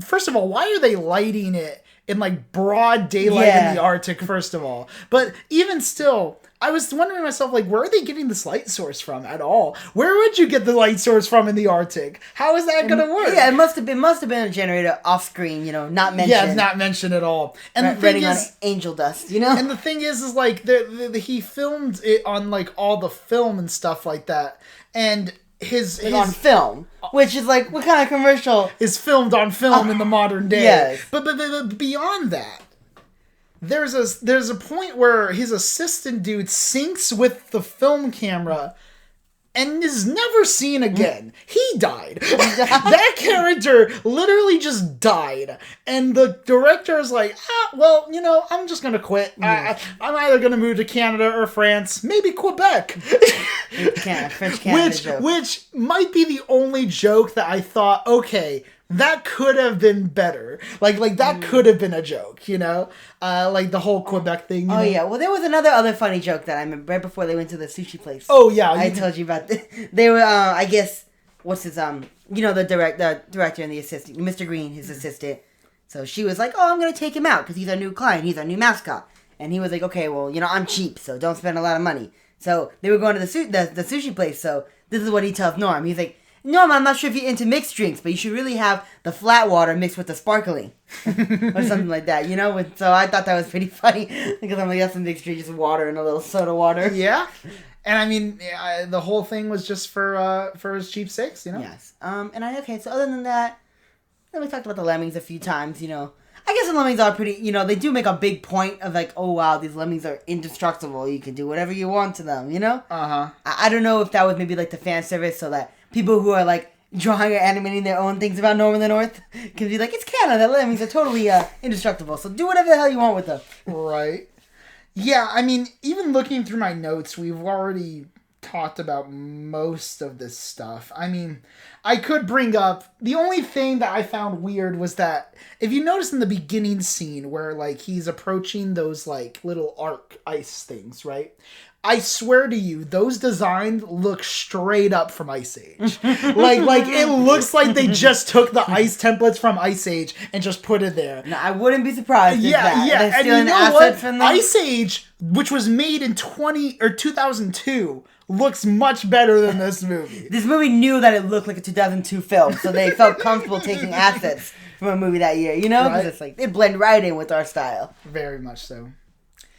Yeah, I think this discussion has run its course. It's a pretty terrible movie. Yes. I wouldn't Big half star. Yeah, big star. I got 1 out of 10 for me as well. I wouldn't recommend anyone watch it. Obviously, if you're curious like me and you don't give a crap and you'll just watch it anyways, If you really don't have regrets watching bad films, then you can watch it. And like, listen, like, obviously I regret watching bad movies, but I still do it because I'm a masochist. I hate myself. All right. That's it for Norm of the North. Okay, Norm of the North. Well, we have one more thing to talk about, I guess. We do. We have one more. Which might be the biggest task of the day, which is a musical album that my brother and I both mutually talked about and agreed that maybe this would be a fun one. Well, we thought it would be a fun one. We are discussing the very first Kidz Bop album. I believe it's from 2001. Mm-hmm. It is Kidz 18 Bop. songs 18 songs. at over an hour. It was, yes. I almost So wanted to turn back to Norm of the North. you, can we just talk about North? Hours. Look, okay. Let's start off by talking about this. A big reason we picked this is more as like a shitpost thing, right? Like we were like, okay, we'll just listen to this Kidz Bop record and we'll just discuss it and stuff. And boy, oh boy, like Kidz Bop is a lot different now than it was when it came. A lot better now, I would even say. You think it's better now? In what it's trying to be, It's more authentic, I would say. It's more authentic in trying to be essentially kids' versions of mainstream songs. pop songs, or sung by kids for kids. That is true, that's the tagline. because in the original Kidz Bop, I was very surprised at the lack of kids that were actually on the record. Not a lot of bop either, Yeah, mostly done. No, but like a lot of the songs were stripped of the originals. We'll get into them when we get to the specifics. Yes. So here's what I'll say: when judging this album, I, in good conscience, cannot judge this on the same way I judge a normal original album.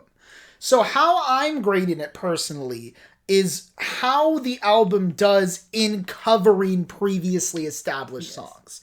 It is a cover album. It is a cover album, right? And these artists are varied, so there's not like one singular voice, except for the rich executives who created it, basically. The guiding hand, So yeah, as a covers album, it's very bad. I mean, like, there's not really much else I can say. Like this whole experience really like shined to me. Like, it gave me more of a respect for like the actual musicians who made the original songs, because like I will say that what we did was we compared the Kidz Bop version with the originals. So I feel as though we should just quickly go through song by song and just kind of talk about it in that sense, right? Yeah, we can start from the beginning. Let me look up the track list. Actually, I have the track list already. Oh, okay. Pulled up on my phone because Lord knows I am not remembering all the track lists. So yes, 1 hour and 4 minutes, 18 seconds. It came out 2001 in October. I'll look up the mine playlist so we can tell the original artist, you know? Yes. So some people might not be aware. I certainly was not aware of some of these songs. There are actually songs here that I didn't even know existed until I listened to the Kidz Bop version first. That was your first foray? Because I wanted to listen to the Kidz Bop versions first and then the originals, because you kind of went the opposite route. Yes. Where you listened to the originals and then the Kidz Bop. Because a lot of them I had heard before and some I didn't realize I'd heard before, like in various medias, and I was like, oh, that's what that song is. Yeah. So we're going to begin with the intro track, the debut song. Very fitting. All Star. By Smash Mouth. By Smash Mouth by Kidz Bop. Yeah. It's like the whole Michael Scott thing. Yeah. Where he's quoting him. So, let's establish our feelings on the original track of All Star first.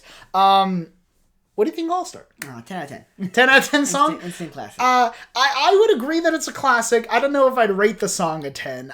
There are some lyrics in there that is a little dumb. But the thing is, it's super topical. It's very topical. It's super catchy. The music is like really fun. I'm not necessarily a big Smash Mouth guy, but you know, like there's a reason that All Star has stood the test of time. It's because Shrek, right? Yeah, well, it is because of Shrek. But like even beyond Shrek, I think All Star is just a fun song. You know, like it's very like I don't know, it has a good energy to it. Yeah, it's a good vibe. I think. And here's the thing. The Kidz Bop version of this song basically strips all of that away. No, yeah. Like, you know, like, and this is a theme. None of the good, all the bad. Yeah, and this is a theme through pretty much near all the tracks on the album, is that the energy, the kind of like, you know, that kind of instrumental, they kind of bared it down, you know, to a point where it doesn't have the same feeling, you know? I feel like maybe they were on a budget. And they just couldn't commit to the instruments. Yeah, because, like, okay, I will say, like, the singing's not the best. It's not great singing, but, like, I don't know if this was, like, an adult singing or, like, a teenager. It's hard to tell sometimes. Yeah, and that's the big problem with this album, which is, like, a lot of the songs, like, seem like they're sung by adults, but, like, they have kid elements, you know? They have, like, a chorus in the background. And not, like, 3 or 4 kids singing a line or two, you know? Yeah. Throughout the song. And the thing with, like, this version is that, you know, not only is the kind of vocals uninspiring, it's a little bare, like, one of the things that's really missing is, like, the continuous guitar riffs, you know? Because, like, when you listen to the chorus in the first one, you know, you do have, like, the kind of rhythm guitar and stuff, but you also have, like, that constant, like, riff that's going throughout the entire thing. But in the chorus for the new one, or the Kidz Bop version, the new one. The remaster. The remaster. Yeah, they don't have that. So they, like, strum and then they'll stop. And then they'll wait, and then they'll just strum again. So there's no continuous, like, flow to it. So they don't want to be the only one playing music. Yeah, and listen, I understand you want to do a different version because it's a cover, but, like... You don't have to make it intentionally worse, just to be different. Exactly. So, yeah, not a fan, not a good start. Not a good start. Not a good start to the album, right? So then we move on from there to Oops, I Did It Again. Britney Spears right which, again... Good song, establishing how we feel. I do like the song. I'm not necessarily like a huge like Britney head, but like a lot of her popular songs tend to be very fun, very like. They should have leave Britney alone, you know. Yeah, they should have, you know. And the thing is like in the version we get in Kidz Bop, I will say that the vocals are a little better. Because they do seem like they're trying to mimic Britney a little bit more. A trend with the female artists here on the song, I think, are better than their male counterparts. I would say so. I can't think of an example where the male singers have added anything. And granted, I wouldn't say the female singers add much to it. With like maybe one exception that we'll get to like later on. But like, Yeah, and this one, like, the singing was fine. Again, the beat is just kind of a little more bared down. It is kind of strange to kind of hear this song be a Kidz Bop song, you know? Yeah, like, it's not what I would think them doing, you know? Yeah, and there's a lot of songs on that where they're talking about more mature subjects and things, and they have even lines. They don't bleep or... I mean, that's not cuss words in this song, but they don't change lyrics like they do. Yeah, because now they change lyrics up, where, like, they will make it more kid-friendly. Yes. But in this one's a PG-13, you know? Yeah, this first one, like, they keep a lot of lines that are like, oh, okay. That's kind of crazy there, you know? So I would say this one's a slight step up, right? It wasn't as bad as, like, I guess the All-Star cover, right? It's still not that good, but, like, you know, I would still prefer to listen to the other one, which all of them I would. Yeah, none of these are better than and given that, though, there are actually some songs from the originals that I just don't like at all. Mm-hmm. Well, this next one's not that. This is Bye Bye Bye, the NSYNC, the third song, which is an awesome song. I listened to that song like 4 times today because I was listening to a couple of the songs to just kind of remind myself of what I thought and stuff, and like, man, just like, you know, that was like NSYNC at like their peak, you know? And it's just like a nice, like, hey, I'm moving on with my life and you can't do anything about it song, you know? Which again is weird that it's being sung by kids. Children go through heartbreak too. That's true. And I will say, all the male vocals, this one's probably the best one. Because, like, again, they're trying to that boyish tone. That boyish inflections. To it, you know? Yeah, they seem like there's more of a commitment to it. It does get a little not good when they try to do the whole bye bye bye thing, you know? But other than that, yeah. So we kind of got like 2 kind of subpar covers, but not like awful. But then we get to number 4. Which one's that? So this is say it or what is it? All the small things.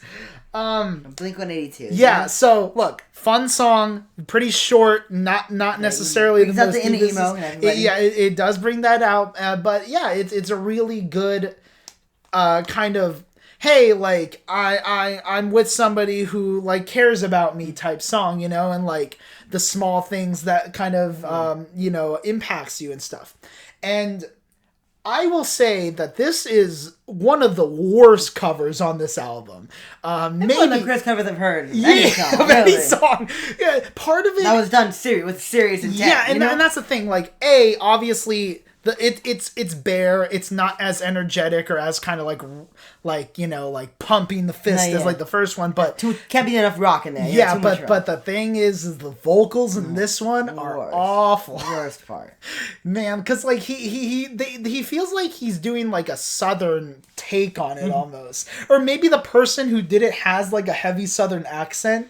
Maybe, and it's just peeking through. Yeah, maybe, because it just feels like so weird to just hear them singing this song, you know? And I just feel that they're trying to do it like another octave, you know? Like he's intentionally singing it higher, you know? Yeah, and like this person who's singing it sounds like they're like in their early 40s too. Yeah, that doesn't like also. Kid. Yeah, that if doesn't. If this is a kid, I would be shocked. I'm floored.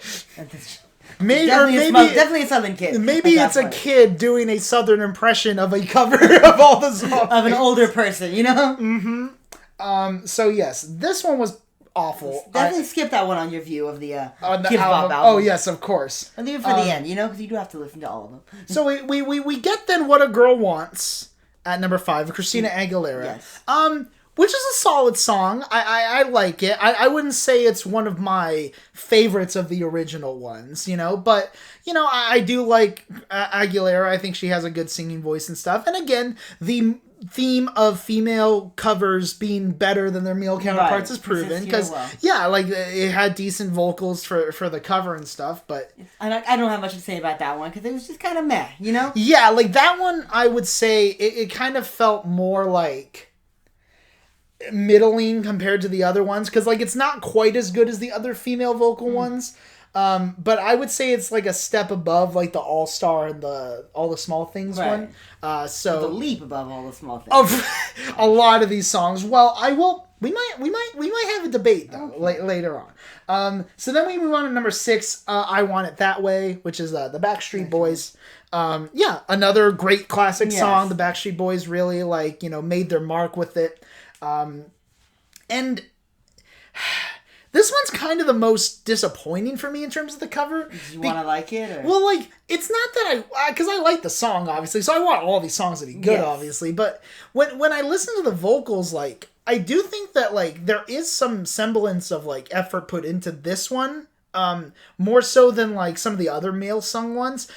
Again, the problem is that just a lot of the more musical aspects is just kind of way toned down, you know? There's just not a lot of energy with these songs. I mean, in my listen, I was thinking it felt like a MTV Unplugged, you know? Of these artist people. Yeah. They don't have the heavy instrumentals, and it's not an acoustic version, but with slight electronics and slight guitars, you know? Mm-hmm.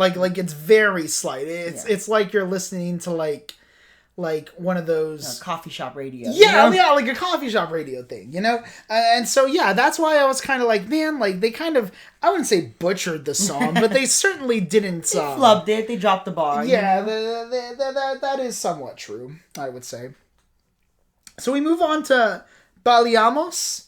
Bailamos. Okay, sorry. Enrique Iglesias. So this one, Spanish. Yeah. That's the thing.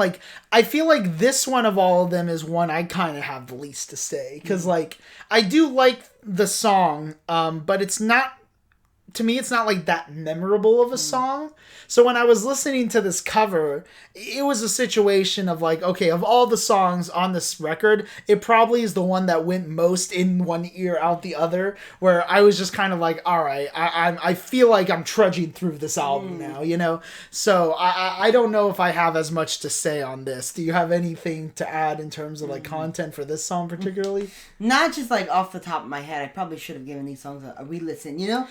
To get a grasp of them. Yeah, and listen, some of them are easy to just think of stuff, but this one is one where because the original, I'm not too familiar with it. Exactly, because I only listened to it the one time, you know. Yes. Oh.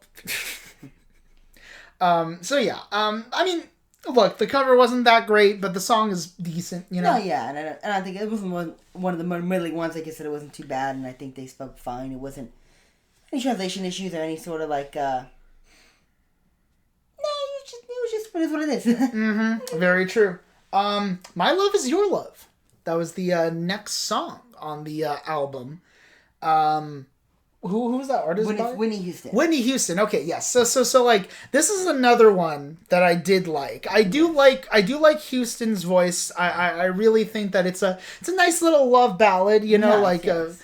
I would say that there are some lines in the song that I wasn't too keen on. There's this portion where they go in World War 1, 2, 3 or something like that, which I felt was a little bit much. But yeah, the cover of it is fine. Again, the vocals are decent, but especially compared to the original, it's really hard to capture that kind of yeah, it's hard to mimic Whitney Houston. Yeah, you know, because she was just a very iconic, very singer. Present, you know, in her voice and all. And so, yeah, you can't kind of do more than an interpretation of it, you know?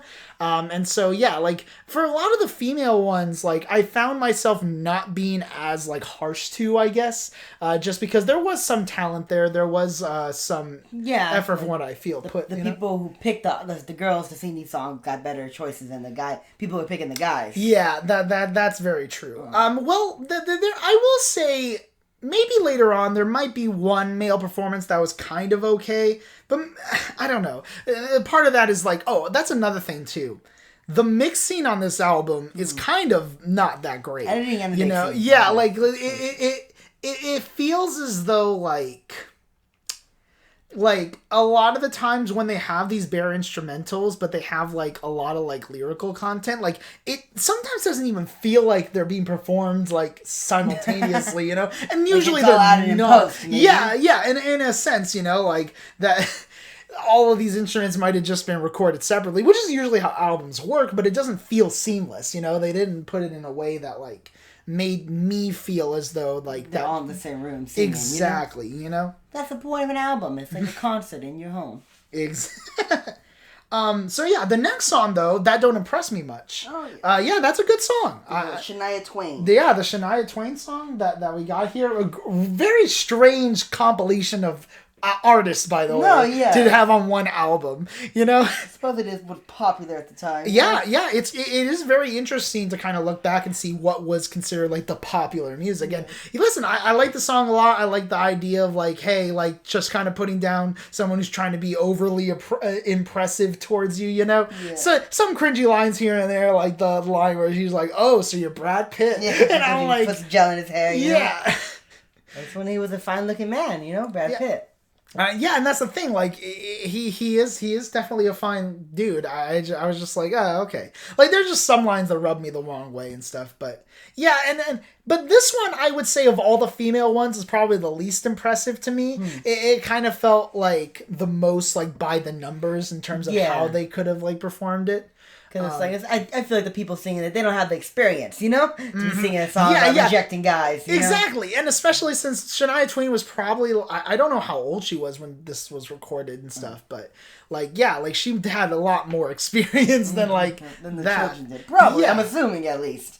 And mind you, for a Kidz Bop album, we're not mentioning the kids a lot. But you gotta understand, the kids are almost not existed for the first half of this record. Part of it is because they background sing, they occasionally add a line here and there, which you might say is like, oh, that's kind of a negative for a Kidz Bop album, but we'll get to an example later on where you're gonna think, oh wow.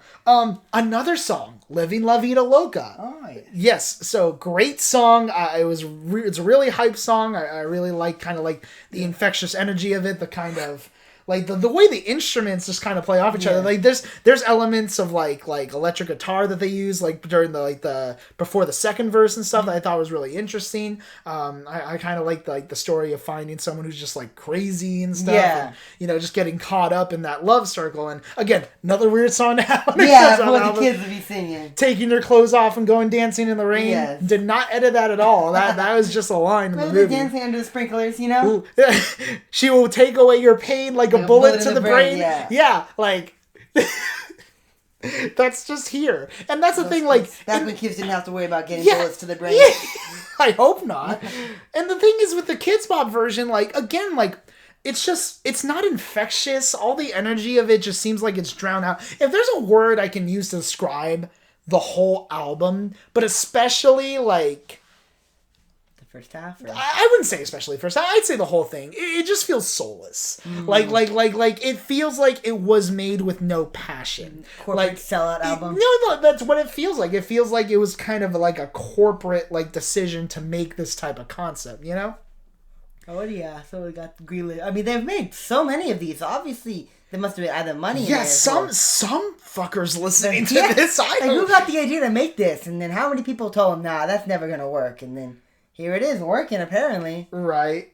I mean, I guess people just want to see their favorite song sung a different way, or maybe they just like hearing kids. Right. Okay. So I will say we're on track 11. So we've gotten through a good amount of this. Yeah, well, it's just not much to say. You know, you obviously, if you listen to these yourself, you'll see what we mean. You know? Yeah, but they're just exactly the songs that you know, but with a lot less of the parts you like. Exactly. Speaking of which, I think that this next song, the Cher song, Believe. This is one of the biggest flops, I think, of the album. Because the original Believe, I think, is a great song. There is this kind of tone that it uses that it's very auto-tuned. It sounds very... Cher uses, yeah, but it's not only is it with Cher's style, but it also works with, like, the way that the song is kind of produced, because it definitely has like a more echoey type of sound during the verses, and you know that chorus, right? It's like, do you believe in life? It's just so good, you know. But like when you hear like what they do with the Kidz Bop version, the auto-tune that they use is it's garbage. It's garbage. It's so bad. And the thing is like, yes, when you listen compared to Cher, voice filter on TikTok. But here's the thing. Not only do they have that voice TikTok filter, but they also record it much cleaner compared to like the original. Like it doesn't have that echo that you hear. Like it feels like they wanted to like add production value. Exactly, you know? But like that kind of takes away from the whole like gimmick of like what that song is of the song supposed to be, you know?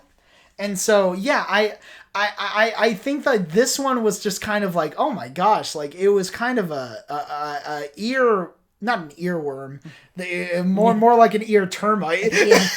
Ear termite. Yeah, that's just like eating your way to the brain, I guess. By the end of this album, you're just like lobotomized, you know? Oh my gosh. So, I said Share and Believe was one of the lowlights, right? Sure. But we follow that up with Steal My Sunshine. By R.E.M., I believe is the So this is so this is the first song of the Len. So Len. This is the first song on the album that I don't like the original song. I am not a fan of the song. I think it's kind of weird. It's about not letting the haters get to you. Yeah, you know? look, it's about not letting the haters get, and I'm sorry I got to be a hater, but I just didn't like it. Well, they're not going to let it get to them. Yeah, they're not. And I do like the whole chorus. The Steal My Sunshine vocal frame is pretty good. Yes. But my God, this is the first song where like it's pretty much just sung by children, right? And it's, like I said, choose the bad. In your opinion, they choose the bad songs, right? They choose the bad, but this song is the worst on the album for me. Like granted, All the Small Things is pretty awful too, but I think this one is on a whole nother level because at least All the Small Things had kind of a bass instrumental that was like similar to that. Like this one, the vocals are so bad by these kids that like you can't even appreciate how like they put the bareness of the song together, like these, I don't know who thought that these kids could sing, I don't understand, like, the situation that they put themselves in, How these kids, their mommy knows somebody, Yeah. Maybe the mom is like, oh, my kid can totally sing, I don't want to sing. Well, you gotta freaking sing, okay?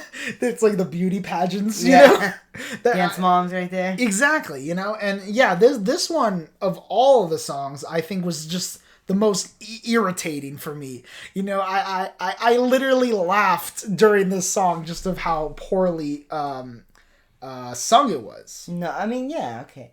I'll have to go ahead and give them both a re-listen to get my opinion. To give your official opinion. I would say All the Small Things at the moment, just because I remember it being just hearing that guy's voice singing it. Is just true. Well, and here's the thing. I agree that like All the Small Things is a better song compared to the original. If we're comparing the originals, so maybe the worstness of that could be a little bit better, and perhaps me appreciating All the Small and Blink-182 as a band, over something I don't listen to. Mm-hmm. I don't really care that much about Len, before my time a little bit, I get you. Well, Blink-182 kind of is too, but they're still making music. Yeah. I think. I can see it.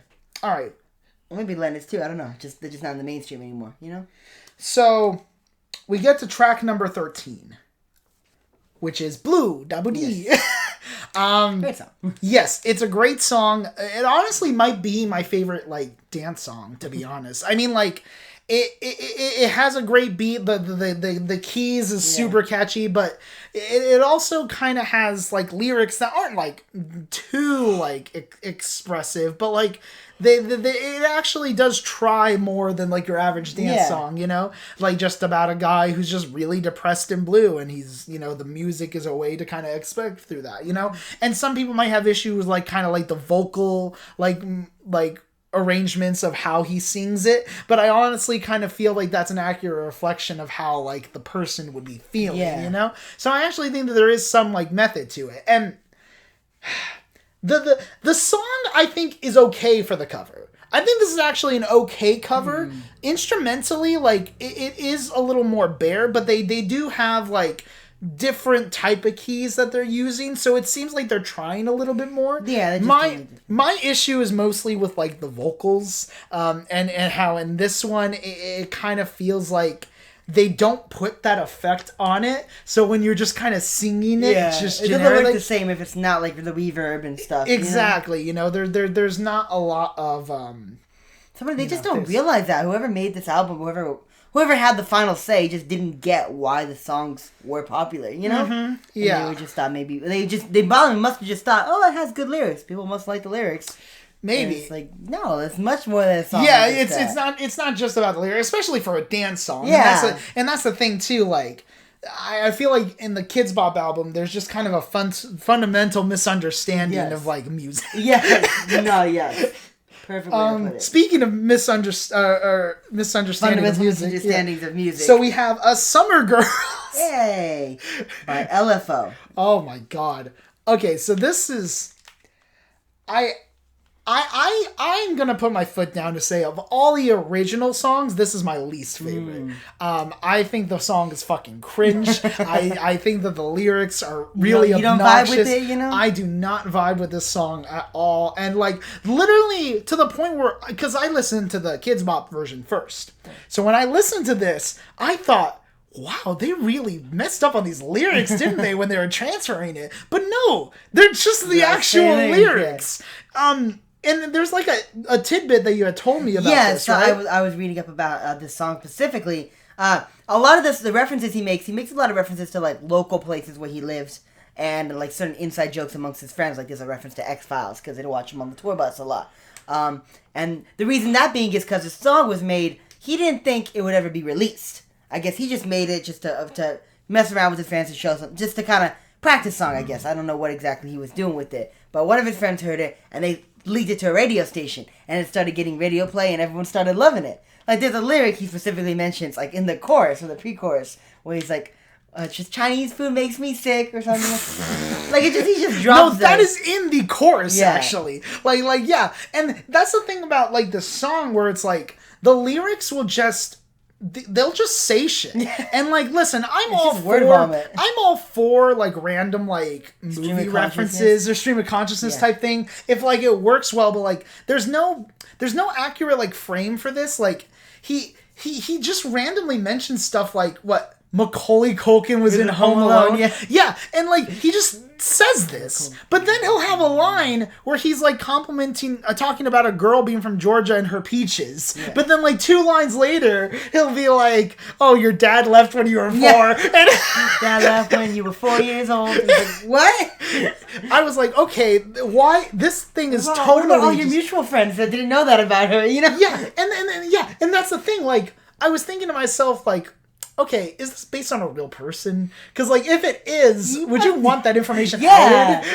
And it must just be, I feel like you just don't think of that stuff randomly, you know? Yeah, like, you like had to force the rhyme. Like, you must have been thinking about the girls you've hooked up with or thought about hooking up with. And one of them must have had a daddy problem. Or not have a dad. I'm sure a good amount of them had daddy problems, let's be fair.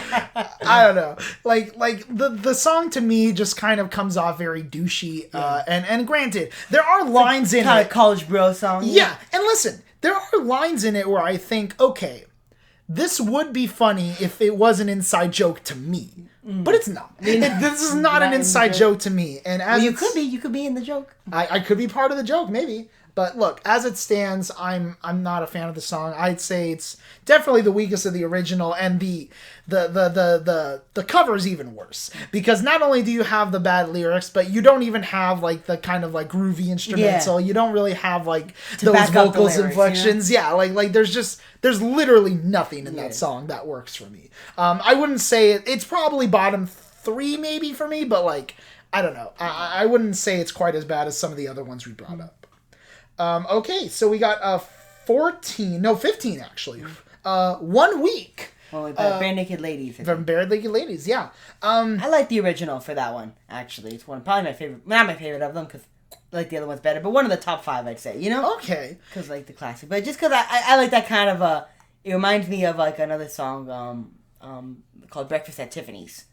By another band, because it's just it's just obscure things that like I like when people talk about like real life stories, you know. I like when people kind of because like the in this song, you know, it's just a relationship between 2 people. Obviously, who are both stubborn. The guy doesn't apologize when he knows he's at fault, and the girl doesn't apologize when she knows he's at fault. But they both kind of know that they're stuck in their ways and they're with each other, you know.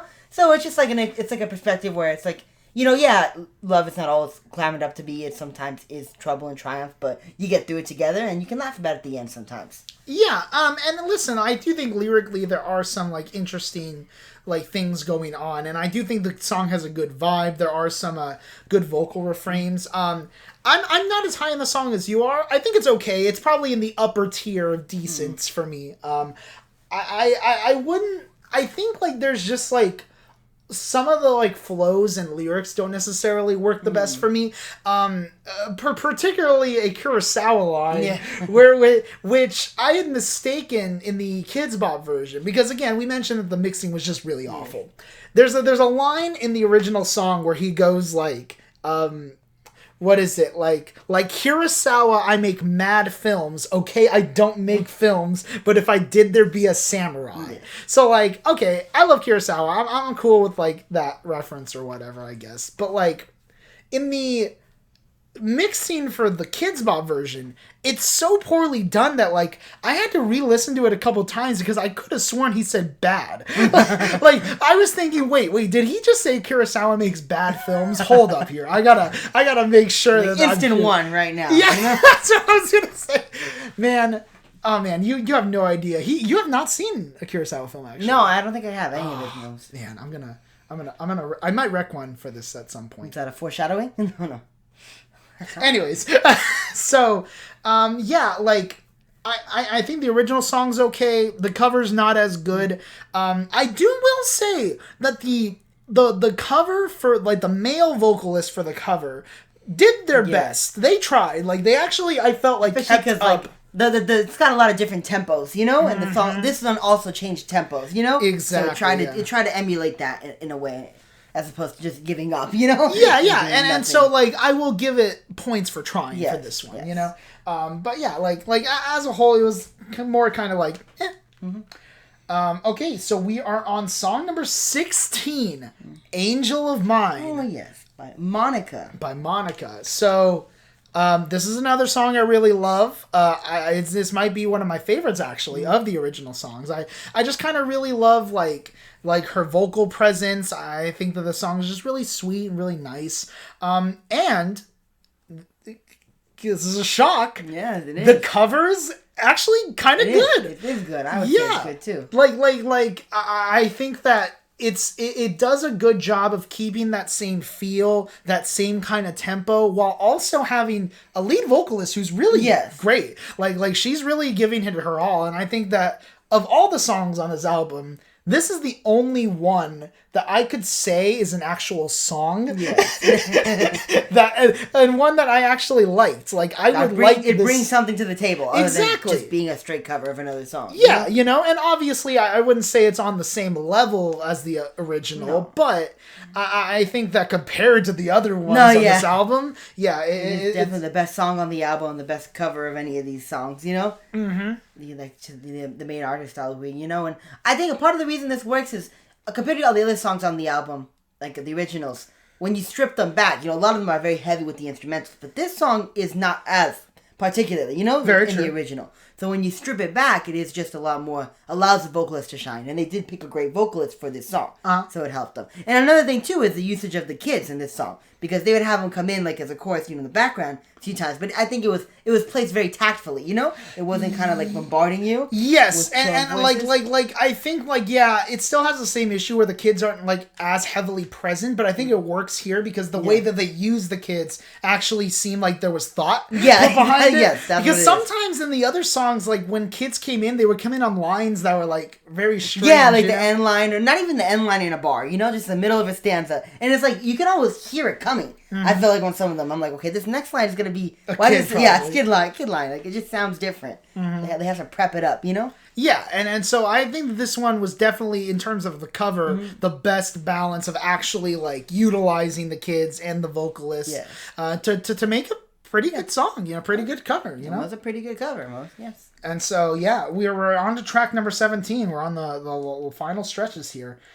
We got Fly by Sugar Ray? Yeah, Sugar Ray. Yeah, so this is another one that I'm kind of like iffy on. I don't dislike the original at all. I think that it definitely has like a a good tempo to it. Like I could see like people like bumping to it. And maybe it's just not me. Like I didn't really particularly care that much for like his vocals or like, you know, some of like the lyrics and stuff, but you know, it was a fine song. And the cover, yeah, like I can't even like say much about this cover. I think that of all the covers, along with the Balimos, yes. Bailamos, actually. Bailamos, okay, yeah.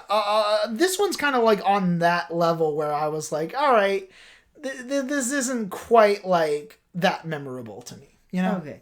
No, I think I would say the same for this one too. Mostly because, in my opinion, this artist has other songs. Like when I heard this song, I'm like, oh, I've heard songs from this artist before. I feel like they could have chose a different song that he did to cover instead of this one, you know? But I don't know. I'm not saying that let me affect my viewing of it, but just hearing it and then the Kidz Bop version, I'm just like, hey, you know, I just think you guys missed the mark really on this one because it's like I think the other songs would have been better for your children to have covered, you know? Okay, yeah. So in that sense, like I can't judge it for things it didn't do. But it's also like maybe this one was the one that was popular at the time. Yeah, and that's what I'm thinking. So it's like you suffer, you know, the ratings for an actual good piece of content, and it shows, you know, in this case. And so it was, just kind of like run of the mill, little basic one, and I wasn't really feeling it for that reason as well. Also, right. All right, we have one last song. We do, which is "Kiss Me" by Sixpence None the Richer. Yeah. Very interesting group name, I should say. It is actually, yeah, a lot of words. Yeah, so this is also another one that I would say is like of all the songs that like I wouldn't like say I liked, this is probably the best one. It's very poppy. It has a very like kind of nice like vocal arrangements for the lead girl, you know. Just relax on it. Yeah, it's a very soft, very like relaxing song, and like I would definitely like listen to it. And I've heard this song just played generally a lot of times. You'll hear it at Target all the time. Yeah, and that's the thing. I would say this is also an okay cover. Like I think that they end the album decently enough. They definitely don't end it on the worst one. So. No, for sure. Like the vocals in it aren't necessarily as like memorable, but I do think that the kids were utilized pretty well in that one as well. No, yeah, I think this one, the main female artist was definitely a kid, you know? It was easy to hear her voice, so it was okay, you know? I guess that part, you know, give it pointed for having, you know, for a Kidz Bop film, the kids are rare, as we said, you know? Kidz Bop film? Kidz Bop film? Kidz Bop. The album, sorry, no. Kidz oh Bop, my gosh, album. when are we getting the Kidz Bop film? Do we, you know what? I'm sure that exists somewhere. I'm sure they made something that is like Kidz Bop. Like it's like an hour music video with all the Kidz Bop covers of like a specific one. Maybe. Oh my gosh. So yeah, okay, so look, we've gone through song to song for all of them. This album's not good, obviously. Like this I wouldn't I can't imagine a kid even liking this. Because, like, if a kid listens to the original song and likes it, all they're doing is listening to an inferior version of that song. I guess it's like if you're a parent and you like a song, but you don't want to show it to your kid. But you want a cleaner version to show to your kid. So you're showing the Kidz Bop version instead. Yeah, but I feel like that applies more to later Kidz Bop albums. The first one specifically, it feels like they didn't really try to change the lyrics up at all. Like, they didn't really... The only thing they did was just make the instruments and vocals worse for pretty much every song. With a few exceptions, obviously. But. So yeah, I would say... if I'm going to rate this album, you know, for somebody, the casual listener, you know, I would say... we'll go with a 3 on this one as well. Yeah, I'm kind of right there with you. I'm thinking like a light 3 on like the cover album. And granted, I'm rating it based on covers, right? Because that's what they are. Yeah, because you know it's very hard to like not compare. Yeah, because like as an album with like original lyrics, I'm like, no, anything would be better. Even something that's like shit. Something like it would be at least original. Yeah, some guy's SoundCloud album is probably better because it's original. Yeah, and look. Got more production value too, probably. Yeah. Some guy on his MacBook, you know. I can't disagree with you there. And so if you're curious, I would only listen to a handful of songs. Don't listen to this whole thing. It's not. It's not really worth it. And really, just listen to the originals. Yeah. Don't even like. The only one I'd recommend checking out would be like Oh, what was the song? the name. Angel of Mine. Yes, Angel of Mine. Yes, Angel of Mine. I would recommend checking that out. Just compared. And then if you hate yourself, All the Small Things. Or was it Summer Girls? Summer Girls. Well, Summer Girls. No, the other one, Steal My Sunshine, was probably the word. Okay. So what's your bottom three in terms of the Kidz Bop one?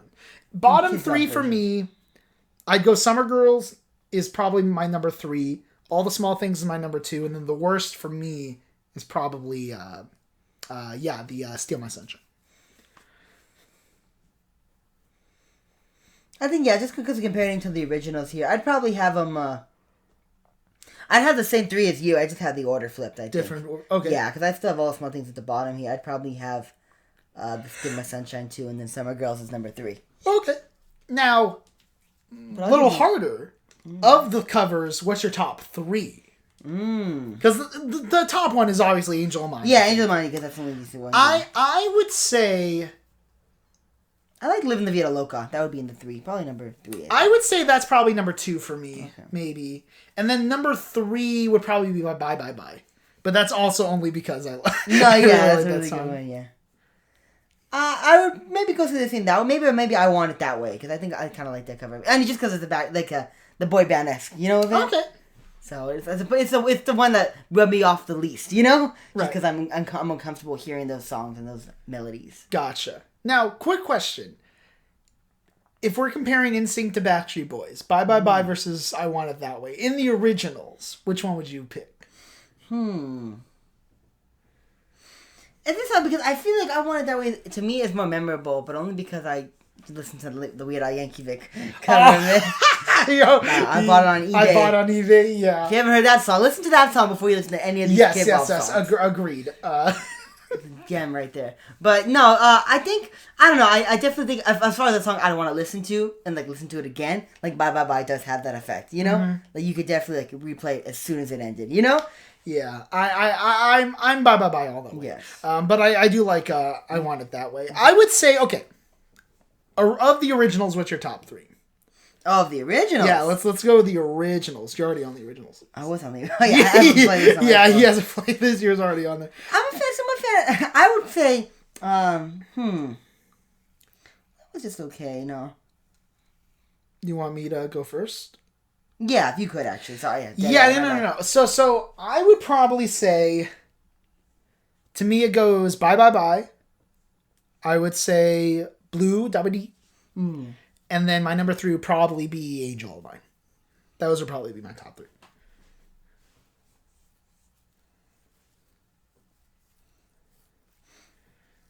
I'd probably have it, same as you, but because I'm all the small things. So I'd have Bye Bye Bye, and then I would put Blue, Double D, and then I'd have All the Small Things. Okay.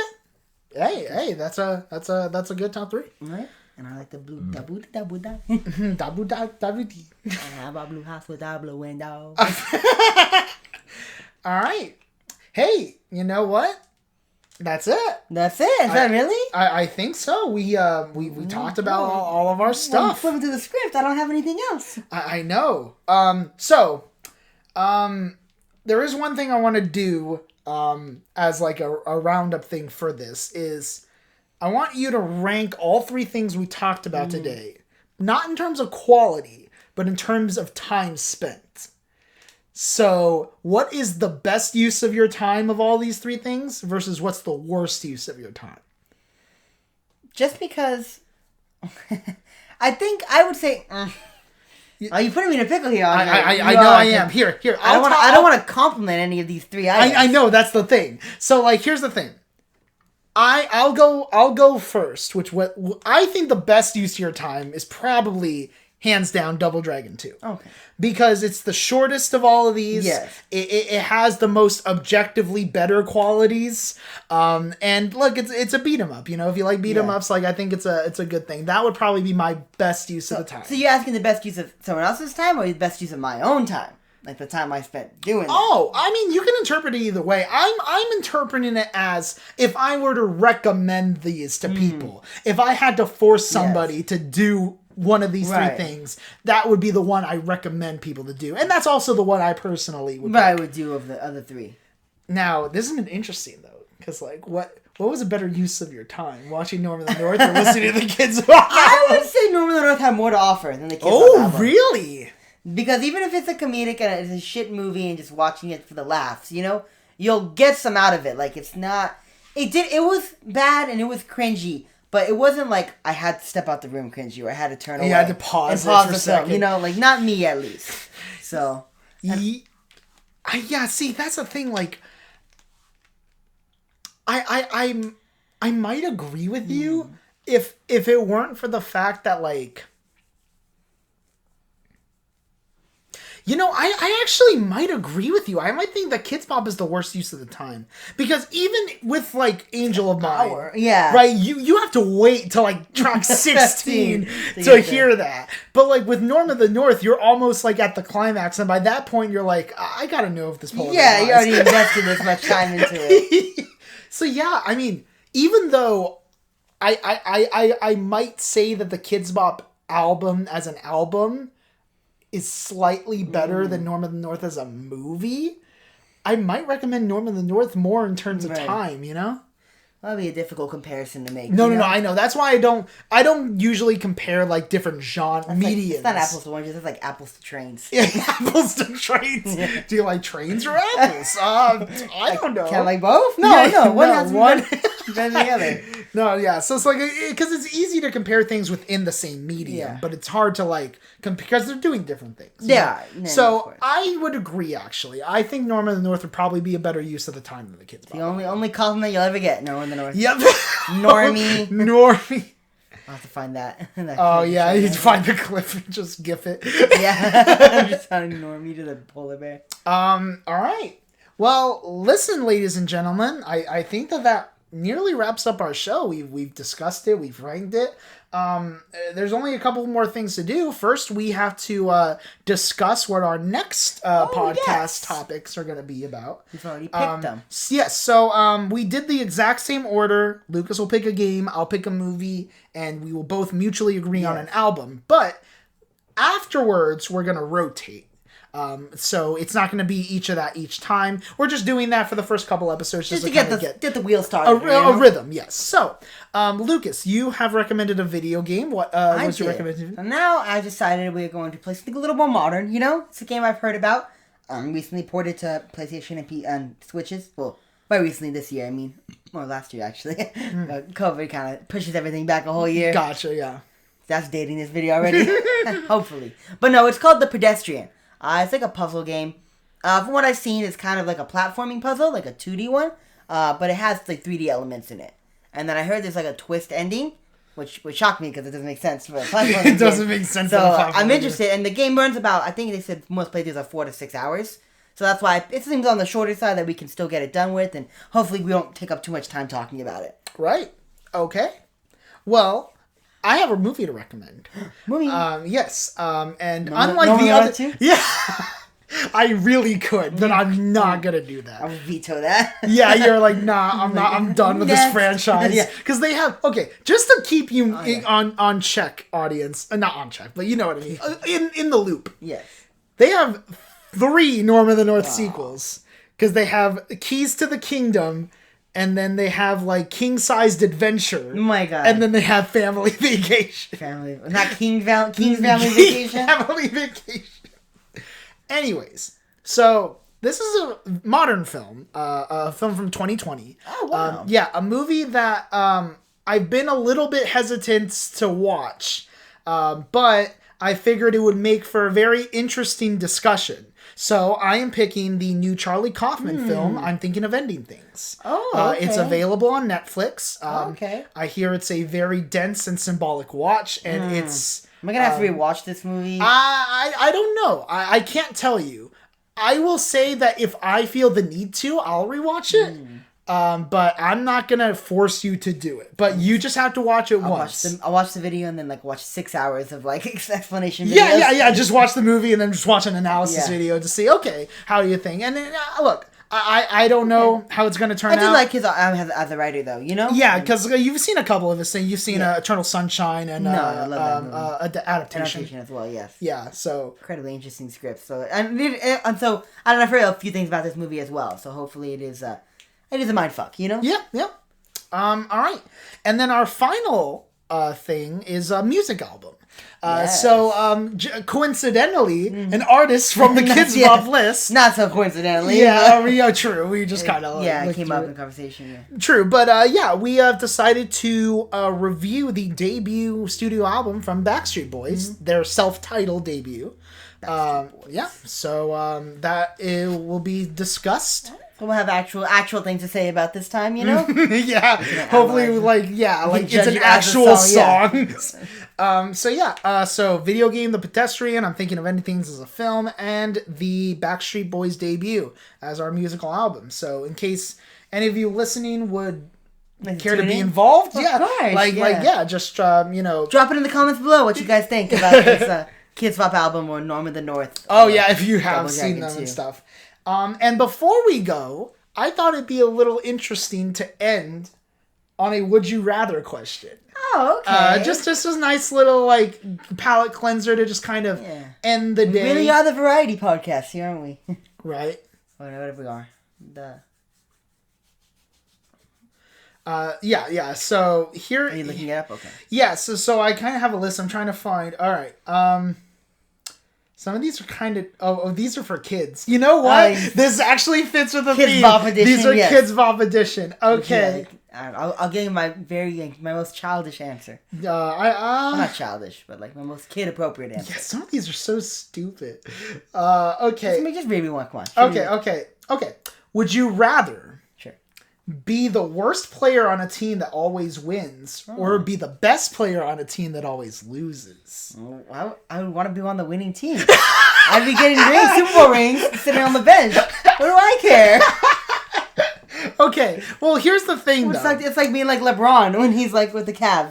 Carrying a team but you could also be Trout for the Angels, where you're getting paid $300 million for a team that won't make this World Series in his lifetime, probably. No offense to Angel fans, I'm just I don't know. I'm actually on the side that I would rather be the best player, because I don't want to know that I wasn't the best. I couldn't be, right? So even if my team absolutely sucked, I wouldn't have the pride to know that I did my job, that I am pulling my weight and no one else is. I just don't have a lot of pride or self-respect, I'm fine being dog shit if that makes me richer than the guy who's better than me, Yeah, you know what?